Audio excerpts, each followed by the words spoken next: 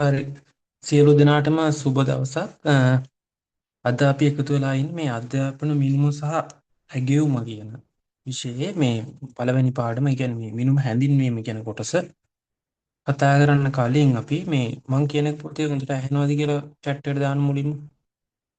එහෙම නැති වෙන්නත් පුළුවන්.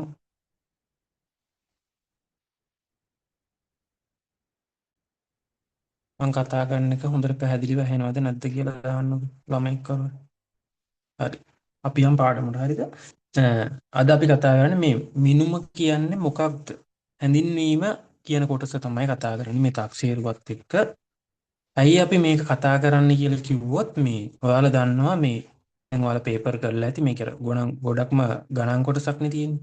ඒත් දැන් මේ පේපර් එක ආකෘතියක් තියෙනවා අල්පාස් පේපර් එකක්. බලන්න මේ හැම අවුරුද්දකම දැන් මේ තියෙන්නේ 2018 19 පාස් පේපර් එක. ඒක මේ දෙවෙනි කොටසේ මුලින්ම දැන් කොහොමත් අපි දන්නවනේ පළවෙනි එක සංඛ්‍යානික ගාන තියෙන්නේ කියලා. මේ දෙවෙනි කොටසේ මේ මුලින්ම තියෙනවා මේ මිනුම්ම හැඳින්වීම නැත්තම් තක්සේරුව වගේ අපිට රචනා ප්‍රශ්නේ තියෙනවා මේ අර තියරි කොටසක් ලියන්න. දැන් මේක හැමෝටම ලියන්න පුළුවන්. දැන් ගණන් බැරි අයටත් ගොඩක්ම බෑ කියලා කියන්නේ මං. ඒ කියන්නේ අර වේගෙත් එක්ක හදන්න බැරි අය ඉන්නවනේ. එතකොට මේ රචනා ප්‍රශ්නේ මේක ලියලා එතන සම්පූර්ණ ලකුණු ගන්න පුළුවන්. බලන්න මේක හැම අවුරුද්දකම වගේ මේ ප්‍රශ්න රටාව ඇවිල්ලා තියෙනවා. බලන්න 2022. එතකොට දෙවෙනි කොටස ආයේ පළවෙනි පටන්ගෙන තියෙන්නේ මේ තක්සේරුව. අර මිනුම නැත්තම් තක්සේරුව ඇගීම මෙන්න මේ ඇගීම කියන මෙන්න මේ කොටස් තුනෙන් අනිවාර්යෙන් එතකොට ඔයාලට තේරෙන්න ඕන මේ දෙවෙනි කොටසේ පළවෙනි ප්‍රශ්නේ හැම අවුරුද්දකම වගේ එනවා කියලා. අපි දැන් කතා කරානේ දැන් මේ හතරවෙනි ප්‍රශ්නෙට වගේ එන ඒවා අපි කතා කරා අර මේ තියෙන හතරවෙනි පස්සේ මේකේ අපි අර වණු විශ්ලේෂණය දැන් ඊයේව කතා කරානේ. දැන් ඒක ප්‍රශ්නයක් නැහැ.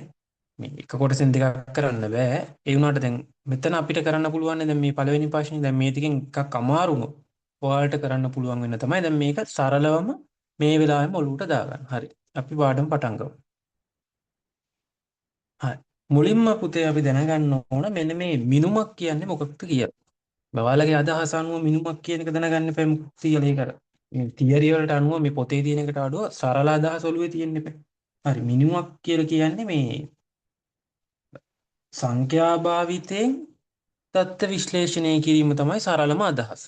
මොකක් හරි සංඛ්‍යාවක් භාවිතයෙන් දත්ත ටිකක් විශ්ලේෂණය කරන එක තමයි මිනුමක් කියලා කියන්නේ. හරි දැන් මෙතන කියලා තියෙනවා මේ මිනුම යනු යම්කිසි වස්තුවක පුද්ගලයෙකුගේ හෝ සිදුවීමක පවතින ලක්ෂණ ගුණාංග හෝ හැසිරීම් නිශ්චිත නීතිමාලාවකට අනුව සංඛ්‍යාත්මකව හෝ පරිමාණයකට අනුව ප්‍රකාශ කිරීම මෙහිදී සිදුවේ. ඒ කියන්නේ කොපමණද යන්න කොච්චරද උස කොච්චරද මේ බර කොච්චරද ඊට පස්සේ මේ ලකුණු කොච්චරද ඒ කියන්නේ මෙන්න මෙයාගේ සංඛ්‍යාත්මක ප්‍රමාණයක් ගන්න එකට අපි සරල අදහස කියන මිනුමක් කියන. හරි. මෙන්න මේ මිනුමට මේ නිර්වචනත් ඉදිරිපත් කළා තියෙනවා. ඔයාලා එක නිර්වචනයක් මතක තියාගන්න. මේ ගිල්ෆර්ඩ් කියන මේ විද්‍යාඥයා ඉදිරිපත් කළ තියෙනවා සරල නිර්වචන එකක් හරි මතක තියාගන්න. මොකද ඔය විස්තර කරන එකට ලියන්න පුළුවන් නේ අපිට.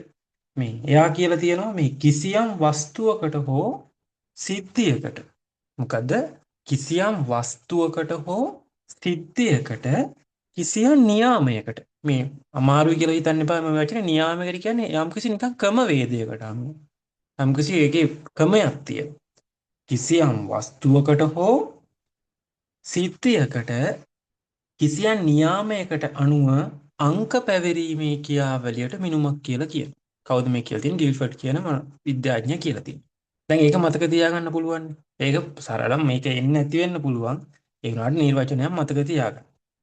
මොකද්ද? කිසියම් වස්තුවකට හෝ සිද්ධියකට කිසියම් ක්‍රමවේදයකට නැත්නම් කිසියම් නියාමයකට අනුව අංක පැවරීමේ ක්‍රියාවලිය මිනුම කියලා කියනවා. දැන් ඔයාලගෙන් අහුවොත් මිනුම කියන්නේ මොකක්ද කියලා ඒ වගේ අදහසක් ලියන්න පුළුවන්. පුද්ගලයෙකු තුළ පවත්නා කිසියම් ගති ලක්ෂණ මට්ටම් සංඛ්‍යාත්මක විස්තර කිරීම. එහෙම ලියන්නත් පුළුවන්. මේ ප්‍රධාන කරුණු ටික ඔළුවේ තියාගෙන ඒ කරුණු ටික ඇතුළත් වෙන විදිහේ නිර්වචනයක් ලියන්න. ඔයාලගේ හැඳින්වීම අන්න ලියන්න කියලා තියෙනවා. හරි. දැන් මම හිතනවා මේ මිනුම කියන එකේ සරල අදහසක් ඔයාලට යන්නේ නැති කියලා. දැන් පොදුවේ මිනුම කියලා අපි කතා කරා. දැන් අපි මෙතන අධ්‍යාපන මිනුම කියලා වෙනම ඔයාලට කොටසක් දීලා තියෙනවා. මොකද්ද මේ අධ්‍යාපන මිනුම කියලා කියන්නේ බලමු. හා මෙතන තියෙනවා මේ අධ්‍යාපන විනුම යනු ශිෂ්‍යයාගේ ඉගෙනුම් වර්ධනය කුසලන ආකල්ප හා දක්ෂතා විධිමත් පරීක්ෂණ ප්‍රශ්නපත්‍ර හෝ වෙනත් ඇගීම් මෙවලම් භාවිතයෙන් ලකුණු හෝ සංඛ්‍යාත්මක අගයන් බවට පත් කිරීමේ කියාවයි. ඒ කියන්නේ අපි දන්න සිංහලෙන් කිව්වොත් මොකද්ද? ළමයා ඉන්න මට්ටම දැනගන්න පේපරයක් දීලා එයා ඉන්න දැනුම් මට්ටම බලන එක තමයි මෙතන මේ කරන්න කියන්නේ. ඒක ඔයාලට තේරෙනවනේ. මෙතන ඉන්න ශිෂ්‍යයාගේ ඉගෙනුම් වර්ධනය, කුසලතා ආකල්ප, දක්ෂතා මේවා විධිමත් දැන් අපි ප්‍රශ්න පත්‍රයක් දෙන විධිමත්කම වේදයකට දෙනවා. ඕ නැත්තම් වෙනත් ඇගීම් මෙවලම් භාවිතයෙන් ලකුණු හෝ සංඛ්‍යාත්මක අගයන් බවට පත් කිරීමේ කියාවයි. මේ කසුන් කියන ළමයා ලකුණු 75යි. ඒ කියන්නේ දැනුම් මට්ටම කලින් දන්නේ නැහනේ. මෙන්න මෙයාලගේ දැනුම මේ ගණිත විෂයට දැනුම් මට්ටම අපි මේ මිනුමකින් ගන්නවා. අධ්‍යාපන මිනුම කරන්නේ ඒක. මෙතෙන්දි වලට තේරෙන්නේ නැති එක. මේක දින මෙහිදී ශිෂ්‍යයාගේ හැසිරීම හෝ ඥාණය ඍජුව මැනිය නොහැක නිසා වක්‍ර මෙවලම් ප්‍රශ්න පත්‍ර වැනි භාවිතයෙන් ප්‍රමාණාත්මක දත්ත ලබා ගන්න. මොකද්ද පුතේ මේ මෙතන කියන්නේ මේ ඍජුවම ඉන්න බෑලු මේ වක්‍ර මෙවලම් විදියට ප්‍රශ්න පත්‍ර භාවිතා කරනවා. ඇත්තනේ. දැන් මිනිස්සෙක්ගේ දැනුම් මට්ටම අපිට ඍජුවම ඉන්න පුළුවන්ද? බෑ. ඍජුවම ඉන්නවා කියන්නේ මොකද්ද? දැන් අපිට පන්තියට ගිහිල්ලා දැන් ඔයාලා පන්තිය උගන්වනවා. උගන්වද්දි ඔයාලට කියන්න පුළුවන්ද? මේ මිනිස්සෙක් දැන් ළමයි දැක්ක බලියට කියන්න පුළුවන්ද? මෙයා බුද්ධිමත්, මෙයා මෝඩයි, මෙයා බුද්ධිමත් නැහැ, මෙයා දක්ෂයි, මෙයා දක්ෂ නැහැ. අපිට එහෙම කියන්න බෑනේ. මෙයාගේ දැනුම් මට්ටම ඍජුවම ඉන්න බෑ. හැබැයි අපිට ඔන්න පන්තියේ ඉන්නවා මහත ළමයි. අපිට කියන්න පුළුවන් මෙයා මහතයි, මෙයා උසයි, මෙයා මිටි, මෙයා කළුයි, මෙයා සුදුයි. එහෙම කියලා අපිට කියන්න පුළුවන් ඍජුව බලලා ඒ වගේ දේ. හැබැයි මේ අධ්‍යාපනික මිනුම කියන දේ ඍජුව මනින්න බෑ. අන්න ඒක ලක්ෂණයක් විදිහට ලියන්න පුළුවන් ඔයාලට. ඒ නිසා තමයි මේ වක්‍රමවලක් විදියට ප්‍රශ්න පත්‍ර දීලා මෙයාලගේ දැනුම මට්ටම බලනවා කියලා කියන්නේ. මෙන්න මේ ක්‍රියාවලිය තමයි මේ අධ්‍යාපන මිනුමේදී වෙන්නේ. දැන් ඔයාලට උදාහරණයකුත් දීලා තියෙනවා මේ. ගණිතය පරීක්ෂණයකට පෙනී සිටි ශිෂ්‍යයෙකුට ලකුණු 175ක් ලබා නිවාසාන්තර කීඩාවලකදී ශිෂ්‍යයෙකු තප්පර 12.5කින් මීටර් 100 දිවීම නිම කරයි. මේකත් යම්කිසි මිනුමක්. දැන් ඔයාලට තේරෙන්න ඕන මෙන්න මේ මිනුමක් කියන්නේ මොකද්ද? අධ්‍යාපන මිනුමක් කියලා මොකද්ද කරන්නේ? මේ ඔයාලා දන්න දේ. හරි. අධ්‍යාපන මිනුමක් කියන්නේ මොකද්ද කියලා ඔයාලට අදහසක් එන්න ඕන. ඊට පස්සේ තියෙනවා පුතේ මෙන්න මේ දැන් අපි මිනුම කියන්නේ මොකද්ද කියලා කතා කරන්නේ. මේක හරිම ලේසි මේ වෙලාවෙම මතක තියාගන්න. ඔයාලට එතකොට මේ ප්‍රශ්න වලට උත්තර ටික ලියා ගන්න පුළුවන්. හරි. මෙන්න මේ අධ්‍යාපනික මිනුම එකේ ලක්ෂණ අපි දැනගන්න ඕන මොනවද කියලා. හරි. අපි කතා කරමු දැන් මේ අධ්‍යාපන මිනුමේ ලක්ෂණ මොනවද කියලා.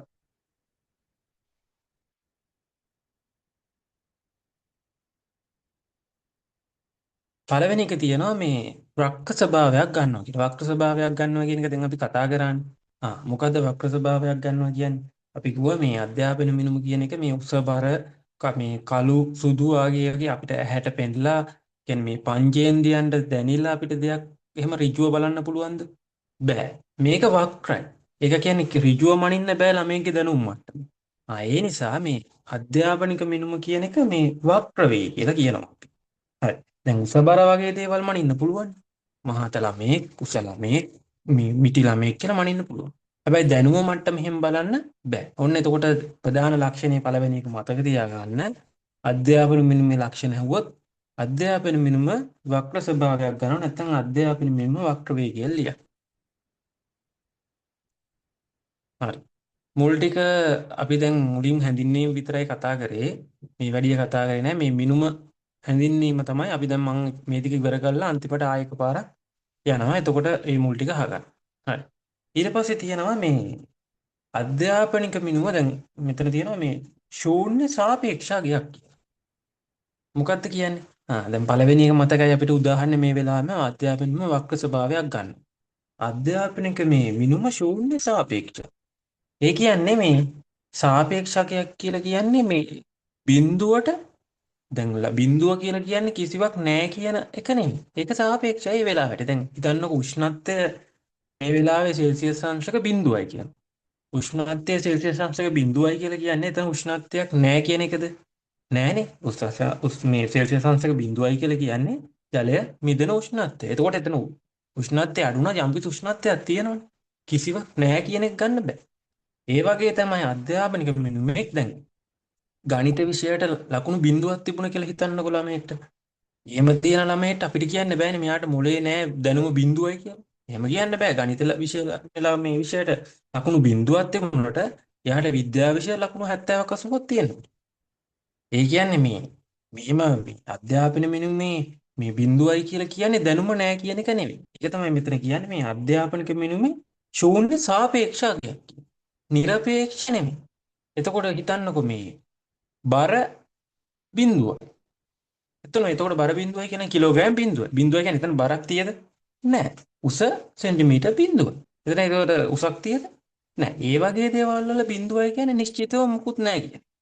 හැබැයි මේ අධ්‍යාපනික මේ බිඳුවයි කියලා කියන්නේ මේ කිසිම වටිනකමක් නෑ කියන එක නෙමෙයි.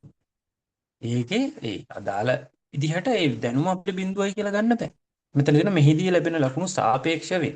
උදාහරණයක් ලෙස එක් පරීක්ෂණයක ලකුණු 80ක් ගන්න ආදරුවා ඊට වඩා අමාරු පරීක්ෂණයේදී ලකුණු 40ක් ගත හැකියි. ඒ වගේ තමයි මං කිව්වේ අර ගණිතේ බිඳුවක් ගත්ත කියලා මේ ඒ ළමගේ දැනුම බිඳුවයි කියලා කියන්න බෑ. ඊට පස්සේ තියෙනවා මේ අධ්‍යාපනික මිනුම සාපේක්ෂ වේ කියලා. මේකේ තියෙනවත් කියන මම නැති ඒවත් කියන එක හොඳට අහගන්න. හරි. අධ්‍යාපනික මිනුම සාපේක්ෂයි. මොකද්ද මේ සාපේක්ෂ කියන්නේ? දැන් උපකරණයට අනුව සාපේක්ෂයි. ඒ වගේම මේ බලන පරීක්ෂකයට අනුව මේ කරන පුද්ගලයාට අනුව සාපේක්ෂයි. උපකරණයට අනුව සාපේක්ෂයි කියන්නේ. අද අපි දෙන පේපරේ අනුව සාපේක්ෂතාවයක් තියෙනවනේ වෙනස් වෙන්න පුළුවන්. ඒ වගේම මේ බලන පරීක්ෂකවරයා නැත්තම් අපි පේපරේ ලියන පුද්ගලයා අනුව මේක සාපේක්ෂයි. ඒක වෙනස් වෙන්න පුළුවන්. අර අපිට අමාරු පේපරයක් දෙන්න පුළුවන්. ඒක දැනුම් මට්ටම් බලන්න ඒක විදිය ලේසි පේපරයක් දුන්න පස්සේ ඒක වෙන විදිය. එතකොට අපි කියනවා මේ අධ්‍යාපනික මිනුම සාපේක්ෂ වේ කියලා. හරි. ඊළඟ තියෙනවා මේ මෙන්න මේ අධ්‍යාපනික මිනුම 100%ක් නිවැරදි මිනුමක් ලබා ගන්න බෑ කියලා. හරි. ඒ කියන්නේ මොකද්ද? ඒ කියන්නේ අපිට නිශ්චිතව මෙයාගේ දැනුම මට්ටම මෙච්චරයි මේ වගේ මෙහෙමයි කියලා හරියටම නිශ්චිත 100%ක්ම නිවැරදි මිනුමක් ගන්න පුළුවන් බෑ. ආසන්න වශයෙන් අපිට ගන්න පුළුවන්. හැබැයි මේක අපි ගුරුවරයෙක් විදිහට මේක අනිවාර්යෙන් ආසන්න වශයෙන්ම ලබා ගන්න ඕන. එතකොට තමයි ළමයා උපරිම සාධනය මට්ටම කරා පැගෙන යන්න පුළුවන් වෙන්නේ. හරි. දැන් අපි ලක්ෂණ හතරක් විතර කතා කරා. පළවෙනි එක කතා කරා අධ්‍යාපන මිනුම වක්‍ර වේ කියලා කිව්වා. අධ්‍යාපන මිනුමේ ශූන්‍ය මොකක් කියලාද කිව්වේ? සාපේක්ෂ වේ කියලා කිව්වා. ඊළඟට අපි කිව්වා මේ ශූන්‍ය සාපේක්ෂය කිව්වා අධ්‍යාපනයේ මිනුමක් සාපේක්ෂ වේ කියලා කිව්වා මොකට අනුවද? උපකරණයට සහ පරීක්ෂකයාට අනුව. ඊට පස්සේ අපි කිව්වා 100%ක් නිවැරදි මිනුමක් ලබා ගන්න බෑ කියලා. ඒකත් ඇත්තනේ. 100%ක් නිවැරදි මිනුමක් ගන්න බෑ. මේකේ දෝෂ තියෙන්න පුළුවන්. ඒ කියන්නේ මේ මෙතන තියෙන ශිෂ්‍යයාගේ පරීක්ෂණයේ දින ඇතිවන මානසික ආතතිය, අසනීප තත්ත්ව හෝ ප්‍රශ්න පත්‍රයේදී ගැටලු නිසා මිනුම් දෝෂ ඇති විය හැකියි. ඉතින් ඇත්තනේ මේ දේවල් නිසා මිනුම් වෙනස් වෙන්න පුළුවන්. ඒතකොට දෝෂ තියෙන්න පුළුවන්. 100% නිවැරදි මිනුමක් ගන්න බෑ. හරි.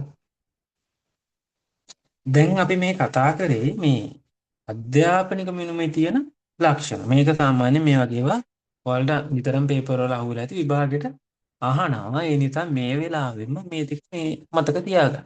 ඔන්න මම ආයි කියන්නම්. ඔයාලත් මේ වෙලාවෙම මතක තියාගන්න ආයි පාඩම් කරන්න තියාගන්න එපා. මේ අධ්‍යාපන මිනුම වක්‍ර ස්වභාවයක් ගන්නවා. අධ්‍යාපන මිනුම වක්‍ර වේ තමයි පළවෙනි ලක්ෂණය. ඊළඟට අධ්‍යාපන මිනුමේ ශූන්‍ය සාපේක්ෂ වේ. සාපේක්ෂයක් ගන්නෙ. ඒ දෙවෙනි.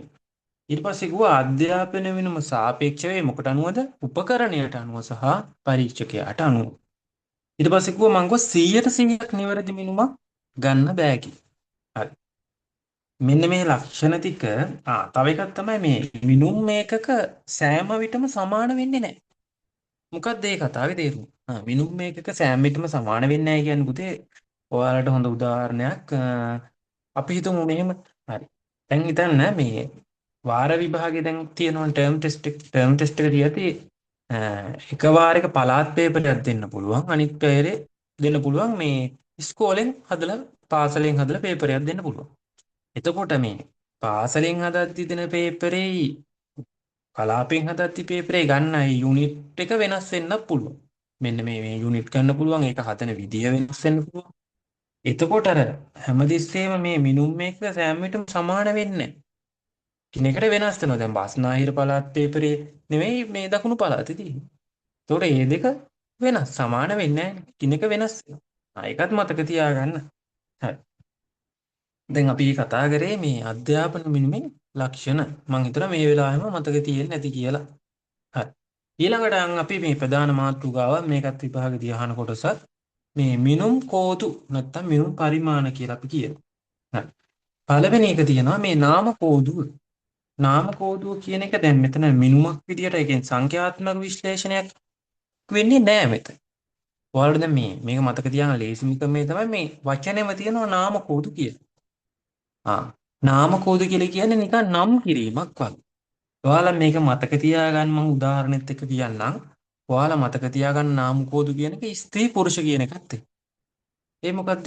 ඒ කියන්නේ නාම කෝදු වලින් අපිට කරන්න පුළුවන් නම් කිරීමක් විතර. ස්ත්‍රී පුරුෂ. දැන් මෙතන තියෙන්නේ ගැහැණු ළමයි, පිරිමි ළමයි. නැත්තම් මුස්ලිම් සිංහල. ඒ වගේ මේ නම් කිරීමක් විතරයි කරන්න පුළුවන් අර සංඛ්‍යාත්මක දත්ත වර්ගීකරණය මෙතන කෙරෙන්නේ නැහැ. ඒක ඔයාලට තේරෙන මේ කිසි අගයක් පවරන එකක් වුණාට මෙතන ගන්න මෙහෙම කරන්න පුළුවන්. ස්ත්‍රීන් කියන එකට එක කියන්න පුළුවන්, පුරුෂයන් කියන එකට දෙක කියන්න පුළුවන්. එහෙම ඒ වගේ නම් කිරීමක් විතරක් තමයි කරනවා. මෙතන තියෙන්නේ කීඩකයන්ගේ පිටිපස්සේ ඇති ජර්සි අංකය අංක 7, අංක 8, අංක 10 ඒත් අංක විදියට නම් කරලා තියෙනවා. එතන වෙන්නේ අතර සංඛ්‍යාත්මක අගයක් වෙන්නේ නැහැ. මේ ගණිත කර්ම වල එතන එකතු කිරීම, අඩු කිරීම මේවා යොදා ගන්න බෑනේ මේකට. මෙතන මේ නාම කෝදුවේදී වෙන්නේ නම් කිරීමක් විතරයි කියලා මතක තියාගන්න. මේක මතක තියාගන්න උදාහරණ විදියට මතක තියාගන්න. මෙන්න මේ ස්ත්‍රී පුරුෂ කියන උදාහරණ. හරි. එතකොට හරිම ලේසියි මේ ටික මතක තියාගන්න. ඊළඟට අපි යන් මේ තරහ කෝදුව කියන එකට. බලන්න ඔයාලට මේ ටික කතා කරපස්සේ කොච්චර ලේසිද කියලා තේරෙයි. තරහ කෝදුව කියලා කියන්නේ අපි තරහ කරනවා කියලා කියන්නේ මොකද්ද? අර රෑන්ක් කරන එකනේ අපි තරහ කෝදුව කියලා තරහ කරනවා කියලා කියන්නේ. ඒ කියන්නේ 1 2 3. හිතන්නකො දුවන රේස් එකක් කියලා. ඔන්න මේ දිවීමේ තරගයක් මීටර් 200 දුවන තරග. අපි තෝරනවා පළවෙනි ස්ථානය, දෙවෙනි ස්ථානය, තුන්වෙනි ස්ථානය කියලා මේ ස්ථාන ටික තරහ කරනවා. මෙන්න මේකට තමයි අපි කියන්නේ මේ තරහ කෝදුව. එතකොට මං කෝ නාම කෝදුව මතක තියාගන්න, ස්ත්‍රී පුරුෂ කියන එක උදාහරණ මතක තියාගන්න. මොකද මේක අහයක් දීලා අහන්න පුළුවන් මේක මොන කෝදුවටද අයිති වෙන්නේ කියලා. එතකොට ඔයාලා මේ වගේ අර සරල ඔයාලා දන්න උදාහරණයක් මතක තියාගත්තට පස්සේ වැඩේ ගොඩ දා ගන්න ලේසි. එතකොට අර උදාහරණෙත් එක්ක හිතලා බලන්න පුළුවන් මේක සෙට් වෙන්නේ මොකටද කියලා. තරහා කෝදුව මතක තියාගන්න මොකෙන්ද? මේ දුවන රේස් එක 1 2 3 අපි තරහා කරලා දානවා. හරි. මෙන්න මේකේ දැන් මේ උදාහරණ තියෙන මේ දත්තවල පවතින ගුණාංග අනුව යම්කිසි අනුපිළිවෙලකට හෝ ශ්‍රේණියකට සකස් කිරීම නමුත් එකිනෙකා අතර පරතරය සමාන නොවේ කියන.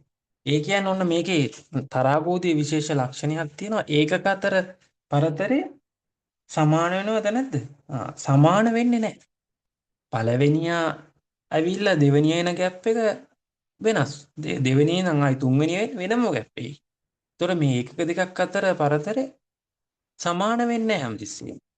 දැන් පන්තියේ ශිෂ්‍යයන් ලබාගත් ස්ථාන. පළවෙනි ස්ථානය, දෙවෙනි ස්ථානය, තුන්වෙනි ස්ථානය තියෙනවා. ගණිත විෂයට කියලා හිතන්නකො. විද්‍යා විෂයට කියලා හිතන්නකො. එතකොට මේවයි ඒක මේ විෂයන් දෙකක් මේ පළවෙනි ස්ථානය, දෙවෙනි ස්ථානය අතර සමානතාවයක් නැහැ. මෙන්න මේකට අපි කියනවා තරහා කෝදුව කියලා. තරහා කිරීමක් තමයි කියන්නේ. ඒක රෑන්ක් කිරීමක් තමයි කරන්නේ. මේක මතක තියාගන්න අපි මොකද්ද මතක තියාගන්න එක උදාහරණේ මේ දුවන රේස් එක 1 2 3 අපි රෑන්ක් කරනවා කියන එක මතක තියාගන්න තරහා කරනවා කියන්නේ. හරි. අපි ඊළඟට යන් තව කෝදු දෙකක් තියෙනවා මේ අන්තර් කෝදුව සහ අනුපාත කෝදුව කියලා. මේක තියෙනවා මේ අන්තර් කෝදුවේ මේ දත්ත අතර පරතරය සමානගයක් ගනී. හරි. නමුත් මේ තාත්වික ශූන්‍යයක් නැත. මේක කියන්නේ ඒ කියන්නේ මේකෙත් තියෙන්නේ මේ නිරපේක්ෂ ශූන්‍ය නැලු සාපේක්ෂ ශූන්‍යලු තියෙන්නේ. ඒ කියන්නේ මේක අධ්‍යාපන මිනිමකට භාවිතා කරන්න පුළුවන්ද බැරිද? අන්තර් කෝදුව කියන එක දැන් මෙතන තියෙන්නේ සාපේක්ෂ ශූන්‍යයක් නම් ඔයාලා හිතලා කියන්න මෙන්න මේක අධ්‍යාපන මිනිමක් විදිහට භාවිතා කරන්න පුළුවන්ද බැරිද කියලා chat එකට දාන්න දැන්. දැන් ඔයාලට මේ දේ තේරුණාද බලන්න. අන්තර් කෝදුව තියෙන්නේ සාපේක්ෂ ශූන්‍යයක්. ඒ නිසා අන්තර් කෝදුව අපිට අධ්‍යාපනික මිනිමක් විදිහට භාවිතා කරන්න පුළුවන්ද බැරිද?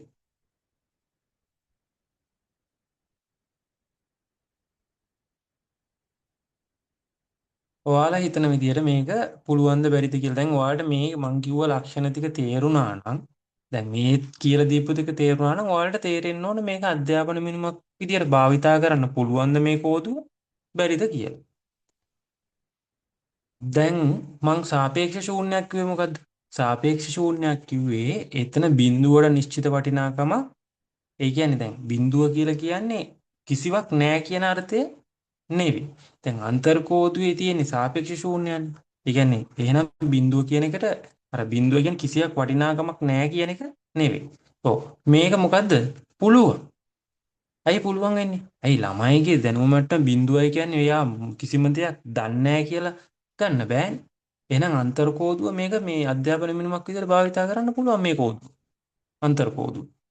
අනුපාත කෝදුවේ දැන් මෙතන තියෙනවා මේක මතක තියාගන්නත් උදාහරණයක් මම ඔයාලට කියන්නම් මේ උෂ්ණත්මානයේ මනින් සෙල්සියස් අංශක බිඳුවයි කියන්නේ මම මේ උදාහරණය කලිනුත් කතා කරා සෙල්සියස් අංශක බිඳුවයි කියලා කියන්නේ උෂ්ණත්වයක් නැහැ කියන එකද එනක් යම් කිසි උෂ්ණත්වයක්ද කිසිවක් උෂ්ණත්වයක් නැහැ කියන අදහස නෙමෙයි හරි ඒ අපි කතා කරේ අන්තර්කෝදුව ඒකන මතක තියාගන්න මේ උෂ්ණත්ව මානය කියන උදාහරණය මතක තියාගන්න එතකොට ඔයාලට මතක් වෙයි අන්තර්කෝදුව එතකොට ඒක මේකේ තියෙන සාපේක්ෂ ශූන්‍යයක් කිව්ව නේද උෂ්ණත්වය බිඳුවයි කියලා කියන්නේ උෂ්ණත්වයක් නැහැ කියන අදහස නෙවෙයි කියන එක හරි ඒ වෙලාවට මතක් වෙන්නේ. ඒ නිසා ඒක මතක තියාගන්න මේ උෂ්ණත්වයේ තියෙන එක. හරි. මේකේ ඒකක අතර පරතරය සමාන අගයක් ගන්නවා කියලා මම කිව්වා. ඊට පස්සේ යන් අපි මේ අනුපාත කෝදුවට අනුපාත කෝදුවේ මේ අනුපාත කෝදුවේ තියෙන නිරපේක්ෂ ශූන්‍ය. මේකේ දැන් මනින්නේ මේ ඔය උස බර අපිට ඍජුව නිරීක්ෂණය කරගන්න පුළුවන්. මේ ඉහළ මට්ටමේ පරිමාණයක් මේ සමාන පරතරයක් ඇති අතර තාත්වික ශූන්‍යයක් පවතී. ඒ කියන්නේ නිරපේක්ෂ ශූන්‍යයක්. මේකේ බිඳුවයි කියන්නේ ඒකේ බිඳුවයි කියන්නේ නම් පුතේ කිසිවක් නැහැ කියන එකම තමයි. උස බිඳුවයි උස සෙන්ටිමීටර් බිඳුවයි කියන්නේ එතන උසක් නැහැ. බර කිලෝග්‍රෑම් බිඳුවයි කියන්නේ එතන බරක් නැහැ. අන්න ඒ නිසා අනුපාත කෝදුවේ තියෙන මොන ශූන්‍යයක්ද? නිරපේක්ෂ ශූන්‍යයක්. එතකොට මේක අධ්‍යාපන මිනිමක් විදිහට භාවිතා කරන්න පුළුවන්ද මේ කෝදුව? බෑ. ඇයි බැරි මේකේ බිඳුවයි කියලා කියන්නේ යම්කිසි බිඳුවක් අගයක් නැහැ කියලා කියනවනේ. අධ්‍යාපන මිනුම එහෙම මනින්න බෑ. හරි. මේක මතක තියාගන්න අනුපාත කෝදුවට උස බර. ඔන්න දැන් මේ වෙලාවෙන් මතක තියාගන්න මම ආයෙ මුලින් ඉඳන් කියන්නම්. මේක මම මෙහෙම මේ ඔයාලට දන්න මේ හරිම පහේ පන්තියේ වගේ සරල උදාහරණයක් දෙන්නේ. මොකක් හරි ඡේදයක් දීලා මේක අයිති වෙන්නේ මේක මනින්න පුළුවන් මොන කෝදුවෙන්ද කියලා ඇහුවොත් ඔයාලට අර උදාහරණෙත් එක්ක ගලපලා සාමාන්‍ය දැනීම තියෙනවා නම් එහෙම ගලපලා හිතා ගන්න පුළුවන් නිසා. නාම කෝදුව පුතේ මතක තියාගන්න ස්ත්‍රී පුරුෂ. එතකොට අග්ගාලා මතක් වෙන්න ඕන. ස්ත්‍රී පුරුෂ කිව්වේ සංඛ්‍යාත්මක අගයක් දෙන්නේ නැහැ. ඒක කරන්නේ ස්ත්‍රී පුරුෂ කියලා නම් කරන එක විතරයි. එහෙනම් මේක නාම කෝදුවට තමයි අයිති වෙන්නේ කියලා. හිතන්නකො ඔන්න ඡේදයක් දෙනවා.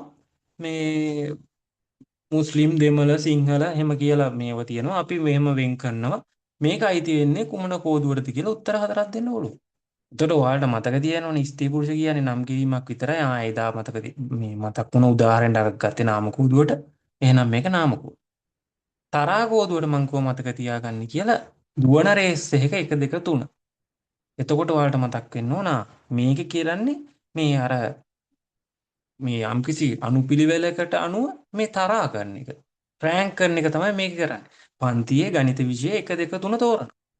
මේකේ එකක දෙකක් අතර පරතරය සමානද? නෑ. මේකේ එකක දෙකක් අතර පරතරය සමානත්වයක් නැහැ. මේකේ කරන්නේ මේ රෑන්ක් කිරිල්ල විතරයි. 1 2 3. හරි. අන්තර්කෝදුවට මම කොහොම මතක තියාගන්නේ කියලා මොකද්ද? උෂ්ණත්මානය. දැන් උෂ්ණත්මානය මතක තියාගත්තට පස්සේ ඔයාලට මතක් වෙනවා උෂ්ණත්වය මතක තියාගන්න උෂ්ණත්වය මනින එක කියලා මතක තියාගන්න අන්තර්කෝද. ඒක මතක තියාගන්න පස්සේ ඒකේ ලක්ෂණ ටික මතකයිනේ.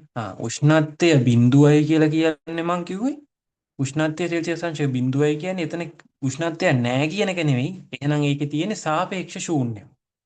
නිරපේක්ෂයි කියන්නේ බිඳුව අගයක් නැහැ කියන එක. සාපේක්ෂ ශූන්‍යයි කියන්නේ ඒ තැනේ අණුවට සාපේක්ෂයි. එතන බිඳුව කියලා කියන උෂ්ණත්වයක් නැහැ.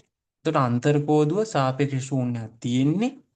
හැබැයි අර උෂ්ණත්ව දැන් සෙල්සියස් අංශක 5 ඉඳන් 6ට යද්දි 6 ඉඳන් 7ට යද්දි එතකොට ඒක වැඩි වෙීම ඒකක අතර පරතරය සමානයි. දත්ත අතර පරතරය සමානයි. අන්තර් කෝදුව අපිට භාවිතා කරන්න පුළුවන් අධ්‍යාපන මිනුම් අනේ. ඊට පස්සේ අනුපාත කෝදුවට ගියාට පස්සේ අපි ඒක මතක තියාගන්නේ මොකෙන්ද? උස බර.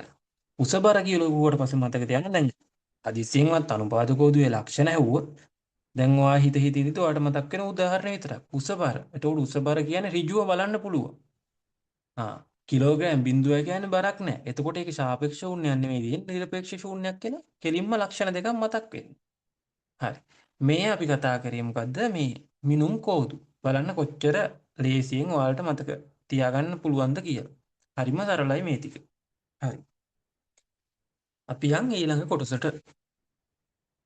ඒ මිනුම් කෝදු ටික තේරුණාද නැද්ද කියලා පුතේ කියන්න ආයි කියලා දෙන්න ඕනද කියලා. මොකද මේකෙන් ප්‍රශ්න අහනවනේ.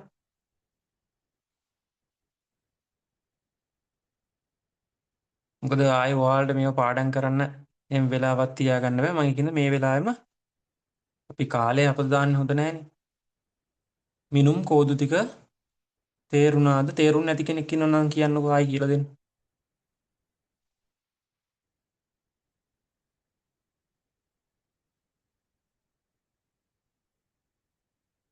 හරි. මම හිතනවා මේ ගැටලුවක් නැතුව ඇති තේරෙන්නේ නැති කියලා. හරි. අපි ඊළඟ කොටසට යමු. ඊට පස්සේ දැන් අපි කතා කරා මේ මිනුම කියන එක කතා කරා, අධ්‍යාපන මිනුමේ ලක්ෂණ කතා කරා, මිනුම් කෝදු ටික කතා කරා. දැන් අපි ඊළඟට යමු. දැන් මිනුම කියන එක අපි විස්තරයතුව කතා කරලා ඉවරයි. අපි ඊළඟට යනවා මේ ඇගයුම කියන එකට. නැත්නම් ඇගයුම කියන එකට යනවා. ඇගයුම කියලා කියන්නේ මේ යම්කිසි දත්තයක නිකන් අර විනිශ්චයක් වගේ. මෙතන තියෙන මිනුම මගින් ලබා දෙන්නේ තොරතුරු හෝ ලකුණු පමණි. උදාහරණයක් නිමණ්ඩ ලකුණු 40. එම ලකුණු හොඳද නරකද? ඔහු සමත්ද අසමත් යන්න තීරණය කිරීම සහ වටිනාකමක් දීම ඇගීම මගින් සිදුවන. එතකොට මේ ඇගීම කියන එක ඔයාලට තේරෙන්න ඕන. දැන් මිනුමෙන් දෙන්නේ සංඛ්‍යාත්මක නිශ්චිත අගයක් විතරයි. ඒකට අපි දෙන විනිශ්චය දැන් අපි දැන් ඔය මේ සුපර් ස්ටාර් ඩ්‍රීම් ස්ටාර් ගියාට පස්සේ මොකද කරන්නේ? විනිශ්චයක් දෙනවා. ගිහිල්ලා මොකද කරන්නේ? ආවා දෙවෙනි වටේට හොඳයි. මේ යන්න පුළුවන් යන්න බෑ. සින්දු කියන්න බෑ. ගෙදර යන්න කියලා හරි කියනවනේ. මොකක් හරි විනිශ්චයක් කියනවා. ඊට පස්සේ දැන් මේ ඇගේ මේ මිනුමේදී කරන්නේ යම් කිසි ලකුණු මට්ටමක් දෙන එක විතරයි.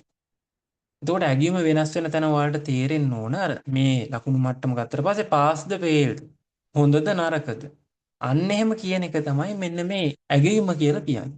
අපි ඇගීමක් කරනවා කියන්නේ ඒකට. නිමල් ගණිත විෂයට දුර්වලයි. ඔහුට අතිරේක පන්ති යන්න අවශ්‍යයි. එතකොට තේරෙන්න ඕන ඔයාලට දැන් ඇගීමක් කරාට පස්සේ යා ඉන්න මට්ටම තේරුම් ගන්න පුළුවන්. එතකොට ප්‍රතිපෝෂණ ලබා දෙන්න පුළුවන්. එතකොට එයා ලකුණක් දුන්නට බෑනේ. හිතන්නකො ලකුණු 50ක් දුන්නා. ඒ වුණාට ඒ විෂයේ පාස් එක බලන්නේ 55න් 60න් වෙන්න ඕනේ. එතකොට එයා මේ මට්ටමත් එක දුර්වලයි. එහෙම හිතන්න පුළුවන් අපිට දැන්. ඒ නිසා මේ ඇගීමයි මිනුමයි කියන දෙක අතර වෙනස ඔයාලා තේරුම් ගන්න සරලවම මිනුමෙන් අපි දෙන්නේ යම්කිසි නිශ්චිත සංඛ්‍යාත්මක අගයක් විතරයි අපි දෙන්නේ. ඒකේ ලකුණ. දැන් මිනිමාට ලකුණු 40. අන්නේ ගත්තු ලකුණු 40 ඔයා ගණිත විෂයට 40ක් අරන් හොඳයි. නැත්තම් ඔයා ගණිත විෂයට දුර්වලයි. 40 කියන්නේ මදි. නැත්තම් ඔයා මේ අපේ තිබ්ච ටෙස්ට් එකෙන් ඔයා ෆේල්. නැත්තම් ඔයා ෆේල් එකෙන් මේ ටෙස්ට් එකෙන් පාස්. අන්න ඒ වගේ යම්කිසි වටිනාකමක් දෙන එක තමයි නැත්තම් විනිශ්චයක් දෙන එක තමයි ඇගීමක් කියලා කියන්නේ. දැන් ඔයාලට ඒක තේරෙනවා ඇති. හරි. ඊට පස්සේ අපි යනවා මෙන්න මේ ඇගීම් ප්‍රවේශ කියලා මාතෘකාවක් තියෙනවා. මේ ඔයාලා අහලත් ඇති. මොකද මේවා MCQ වලට සෑහෙන්න ගොඩාක් අහනවා මේ ඇගීම් ප්‍රවේශ වලින් ප්‍රශ්න. මේ MCQ දැන් දෙතුන් පාරක් කරලා ඇති පහුගිය පේපර් එහෙම. නිසා මේවා හොඳට මතක ඇති. මම ආයෙ කියලා දෙන්නම්. හරි. මෙතන තියෙනවා ප්‍රතිමාන මූලික ඇගීම කියලා පළවෙනි එක. ප්‍රතිමාන මූලික ඇගීම කියලා කියන්නේ පුතේ මේ ශිෂ්‍යයෙකුගේ දක්ෂතාවය අනෙක් ශිෂ්‍යයන්ගේ ප්‍රතිඵල සංසන්දනය කර ගැනීම. කණ්ඩායම් තුළ ශිෂ්‍යයාගේ ස්ථානය හඳුනා ගැනීම මෙහි අරමුණ. හරි. මේකේ ඇගීම සිදු කරන්නේ මේ දැන් පන්තිය කල කියලා හිතන්නකෝ. අනෙක් ශිෂ්‍යයන්ගේ ප්‍රතිඵල සමග සංසන්දනය කළා. හිතන්නකෝ. පන්තියේ විද්‍යා විෂයට ලකුණු වැඩිම තියෙන්නේ 38 කියලා හිතන්න. ළමයි 20ක් විතර ඉන්නවා 38 තමයි වැඩි.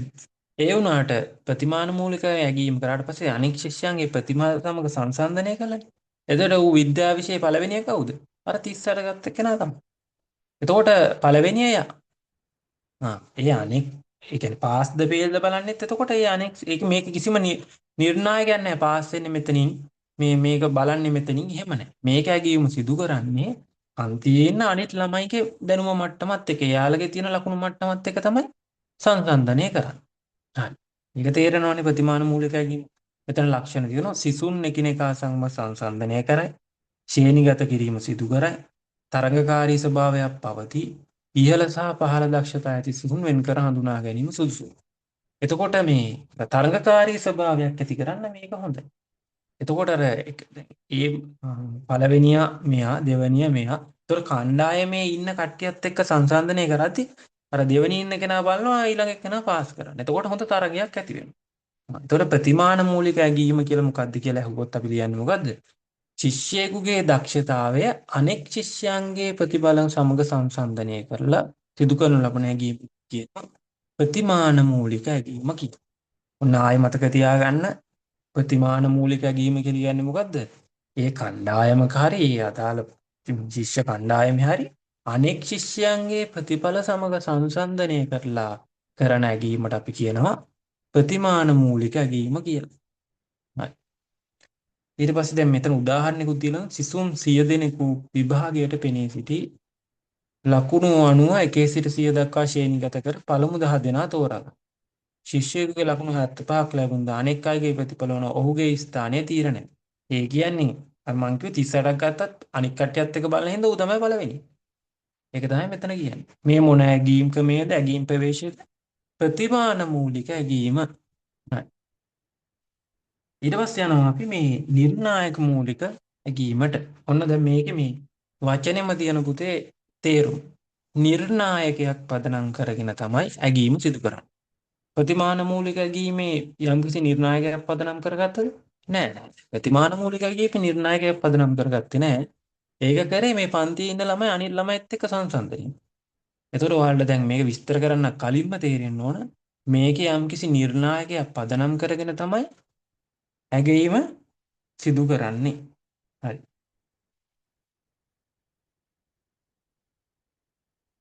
බලන්න කලින් නියම කර ඇති ඉගෙනුම් නිර්ණායක හෝ අරමුණු අනුව ශිෂ්‍යයාගේ දක්ෂතාවය ඇගීම අනෙක් සිසුන් සමග සංසන්දනය නොකර. ඒ කියන්නේ කලින්ම නියම කරලා තියෙනවා විද්‍යා විෂය පාස් කරන්න අපි 65යි.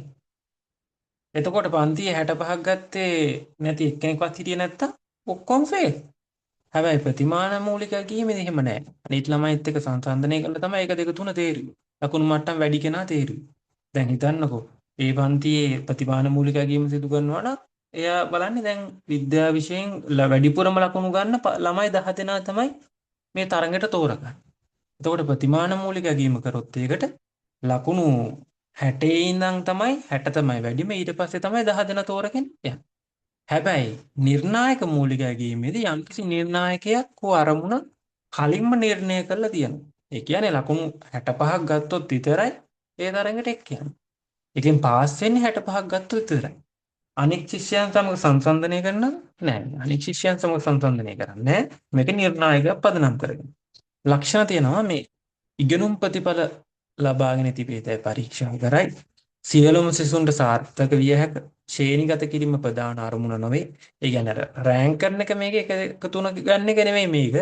අර ඉගෙනුම් මේ ප්‍රතිඵල ලබාගෙන තියද ඉගෙනුම් පළ වලට ළඟා වෙලා තියද නැද්ද කියන දැනුම ලබාගෙන තියනවද නැද්ද කියන එක බලන එක තමයි මේකේ මුලින්ම කරන්නේ. ප්‍රධාන අරමුණ. ඉගෙනුම් අඩුපාඩු හඳුනාගෙන ඒවා නිවැරදි කිරීමට උපකාරී වේ. ප්‍රතිමාන මූලික ඇගීමේදී ඒක වෙන්නේ නැහැ. උදාහරණයක් දෙනවා ගණිත පරීක්ෂණයකින් 50% ඊට වැඩි ලකුණු ලබාගත් සියලුම සිසුන් සමත් ලෙස සැලකීම. අර මං කිව්ව එක. මෙහිදී ශිෂ්‍යයාගේ ප්‍රතිඵලය අනෙක් සිසුන්ගේ ලකුණු සමග සංසන්දනය කරන්නේ නැහැ. හරි. ඔන්න දැන් ඔයාලා මතක තියාගන්න ඕනේ මෙතන මේ ප්‍රතිමාන මූලික ඇගීම කියලා කියන්නේ අනෙක් අය සමග සංසන්දනය කරන ලබන ඇගීම. සංසන්දනය කරලා ලබලා කරනු ලබන ඇගීමකට තමයි ප්‍රතිමාන මූලික ඇගීම.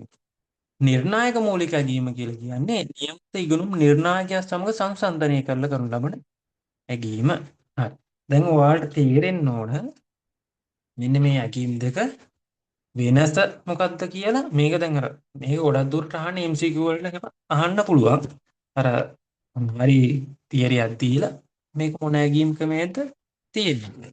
එතකොට ඔයාලට තේරුම් ගන්න පුළුවන් වෙන්න ඕන මේක මොන ඇගීම් ක්‍රමයකද හොයාගන්න මේ කරන්න පුළුවන් කියලා. එතකොට කරලා තියෙන්නේ මොන ඇගීම් ක්‍රමයකද? මම හිතනවා දැන් මේ ප්‍රතිමාන මූලික ඇගීම සහ මේ නිර්ණායක මූලික ඇගීම ඔයාලට තේරෙන්නේ නැති. තව එකක් තියෙනවා මේ පූර්ව සාධන මූලික ප්‍රවේශයක්. ඒ කියන්නේ පූර්ව සාධක මූලික ඇගීම් කියලා එකක් තියෙනවා. මේකෙදි කරන්නේ මේ ඇගීම සිදු කරන්න කලින් අර පෙර දැනුම තියද කියලා බලන එක තමයි කරන්නේ. මේකේ කරන්නේ දැන් අපි ලෙසන් එකකට යන්න කලින් පාඩමකට යන්න කලින් මේකේ අග යන්නේ ඇගීම සිදු කරන්නේ ඒ පාඩමට යන්න තරම් කලින් දැනුම ඒ පාඩමට අදාළ මූලික දැනුම තියද නැද්ද කියලා බලන එක තමයි මේ පූර්ව සාධක ප්‍රවේශයෙන් කරන්නේ. මොකද්ද ඒක දැන් තේරුම් නැතුව.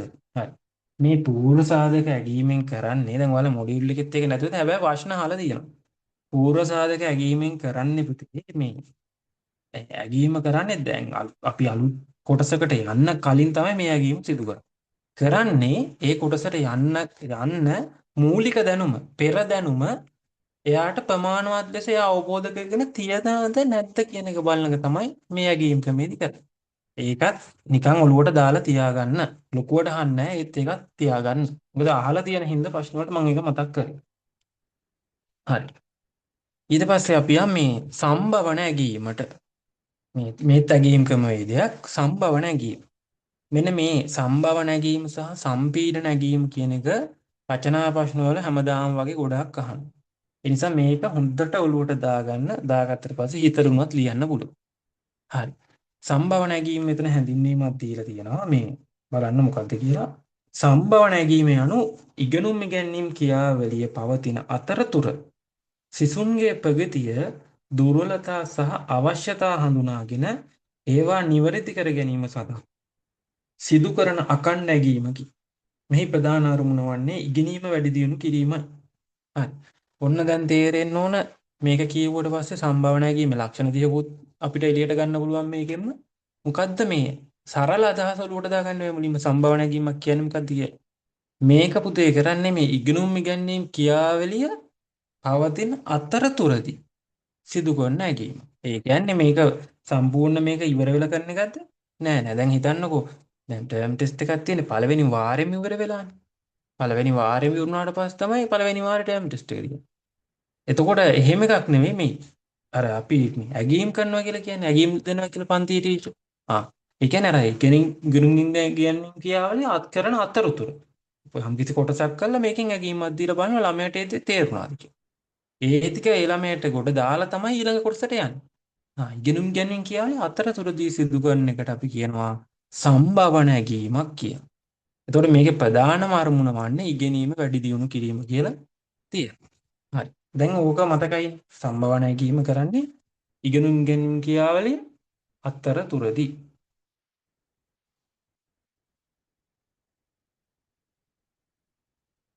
ඊළඟට යන් මේකේ ලක්ෂණ තියෙනවා ඊට පස්සේ ඉගැන්වීම සිදුවන අතරතුර පවතී අකණ්ඩව සිදු කරයි. ඉගෙනුම් ගැනීම ක්‍රියාවලිය අතරතුරදී තමයි මේ සම්භාවන ඇගීම සිදු කරන්නේ. මේක අකණ්ඩව සිදු කරනවා. ක්ෂණික ප්‍රතිපෝෂණ ලබා දෙනවා. ඇයි ඉගෙනුම් ගැනීම ක්‍රියාවලිය අතරතුරදී ඒ වෙලාවෙදිම මොකක් හරි ප්‍රශ්නයක් අහලා දැන් අපි පාඩම මේ විනාඩි 40 තුල ඉවර කරලා ඉවරලා අහනවා ළමයිගෙන් ප්‍රශ්නයක්. අහලා බලනවා මෙයාලගේ දැනුම් මට්ටම කොහොමද කියලා උත්තර දුන්නොත් ඒ වෙලෙන් ප්‍රතිපෝෂණ ලබා දෙනවා. හුඟක් හරි උපස්තම්භන ලබා දෙන හොඳයි නම් හොඳයි කියන.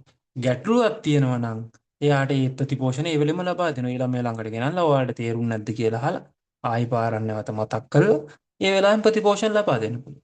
එතකොට මේ ඉගෙනුම් ගෑනින් කියාලි සාර්ථක වෙනවා මේකෙදි මේ අර ඒ ගැටලුව निराකරණය කරගෙනනේ ඊට පස්සේ ඊළඟ කොටසට යන්නේ. නැත්තම් මේක අන්තිමට කරන්න ගියොත් ළමයට මුල් කොටස ඔක්කොම තේරෙන්නේ නැතුව ගිහිල්ලා ඉඳලා තමයි අන්තිමට මේ බලනවා පේපරයක් දීලා පුළුවන් ද බැරිද කියලා. එහෙම බැලුවට පස්සේ අර මග ඇරිච්ච දේවල් තේරෙන්නේ නැති දේවල් ඔක්කොම ඒ ළමයට බෑ. පුළුවන් ටික විතරක් කරනවා. එහෙම හරියන්නේ නැහැ. එහෙනම් සම්භාවනා නැගීම ගොඩක් ඵලදායි, ක්ෂණික ප්‍රතිපෝෂණ ලබා දෙන්න පුළුවන්, අඛණ්ඩව සිදු කරනවා, ඉගැන්වීම සිදුවන අතරතුර පවතිනවා. ඉගෙනුම් දුර්වලතා හඳුනාගෙන නිවැරදි කිරීමට උපකාරී වෙනවා. ඒක අපි කතා කරන්නේ. ශ්‍රේණිගත කිරීම ප්‍රධාන අරමුණක් නෙවෙයි. ඒ කියන්නේ මේ 1 2 3 කරන එක නෙවෙයි. මේ ළමයාගේ අර ඉගෙනුම් පළවලට ළමයා අර ඉගෙනුම් අවසානයේට ලබා දෙන්න ඕන අවම නිපුණතා මට්ටම කරා දැන් ඔයාලා ඔය ලෙසන් ප්ලෑන් ලියද්දි ලියනවනේ. මේ ළඟා කරගන්න ඕන පාඩම අවසානයේදී ශිෂ්‍යයා කියලා ලියන ඉගෙනුම්පල. මේ ටික ළඟා වෙන්න ඕන. දැන් ඕක නිකන් ලිව්වට වැඩක් නැහැ. ඔයාලා පාඩම ඉවර කරාට පස්සේ ඒ ඉගෙනුම්පල ටික ළමයා අත් කරගෙන තියෙන්න ඕන. ඒකනේ සුදු සිංහලෙන් උඩින් ලියන්නේ පාඩම අවසානයේදී ශිෂ්‍යයා කියලා ලියන්න පටන් ගන්න. හරි. අන්නේ කියාවලිය තමයි මෙතන වෙන්නේ. ශ්‍රේණිගත කිරීම ප්‍රධාන අරමුණක් නෙමෙයි.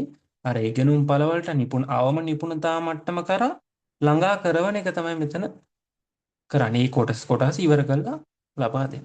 දැන් ඔයාලට තේරෙන්නේ නැති මෙන්න මේ සම්භාවනා නැගීමේ තියෙන ලක්ෂණ දිකයි මේකේ හොඳ පැත්තයි සරලවම ඔලුවට යන්න ඇති. හරි. ඊළඟට අපි යමු මේ ඊළඟ ඇගීම් ක්‍රමය මේ සම්පීඩන ඇගීම. සම්පීඩිත ඇගීම කියලා කියනවා. ඒක වචන තියෙනවා. සම්පීඩිත ඇගීම කියලා මතක තියාගන්න. සම්පීඩිත ඇගීම කියලා කියන්නේ දැන් ඔයාලා සම්පීඩිත ඇගීම සම්භාවනා නැගීම මතක නැති වුණා කියලා හිතන්නකෝ. දැන් ඔය දෙකනේ තියෙන්නේ මුලයි අගයි කරන එක. සම්පින්ඩිත ඇගීම කියන එක මතක තියාගන්න. මෙහෙම පීඩනයක් එන්නේ කොහොමද? දැන් මේ මෙච්චර අවුරුදු දෙකක් විද්‍යාපීඨයේ හිටියා. දැන් ඔයාලට මේ තරම් පීඩනයක් ආවත් නැහැ. අන්තිම කටමුල තියලා මේ අන්තිම මාසේ මේ දවස් 20ක් විතර දුන්න පස්සේ ඔයාලට පීඩනේ හොඳටම වැඩි වෙලා තියෙනවා. එතකොට මේ අවසානයේදී තමයි පීඩනේ වැඩි වුණේ අවසානයේ. අන්න දැන් මතක තියාගන්න සම්පින්ඩිත ඇගීම සිදු කරන්නේ. එතකොට කොහොමද? ඉගැන්වීම් කියාවලිය අවසානයේදී. දැන් ඕක අමතක වෙන්න විදියක් නැහැ කවදාවත්. සම්පින්ඩිත ඇගීම සිදු කරන්නේ ඉගෙනුම් කියාවලිය අවසානයේදී. අපි බලමුකෝ මේක හැඳින්වීම. සම්පින්ඩිත ඇගීම යනු ඉගෙනුම් ඒකකයක් වාරයක් හෝ පාඨමාලාවක් අවසන් වූ පසු සිසුන් ලබාගත් සමස්ත ඉගෙනුම් ප්‍රතිඵලය මැනවැලීම සඳහා සිදු කරන ඇගීම. මෙහි ප්‍රධාන අරමුණ වන්නේ අවසාන ජයග්‍රහණය තීරණය කිරීම. එතකොට අර වාර විභාග ඊළඟ මෙතෙන්ට ගන්නවලු.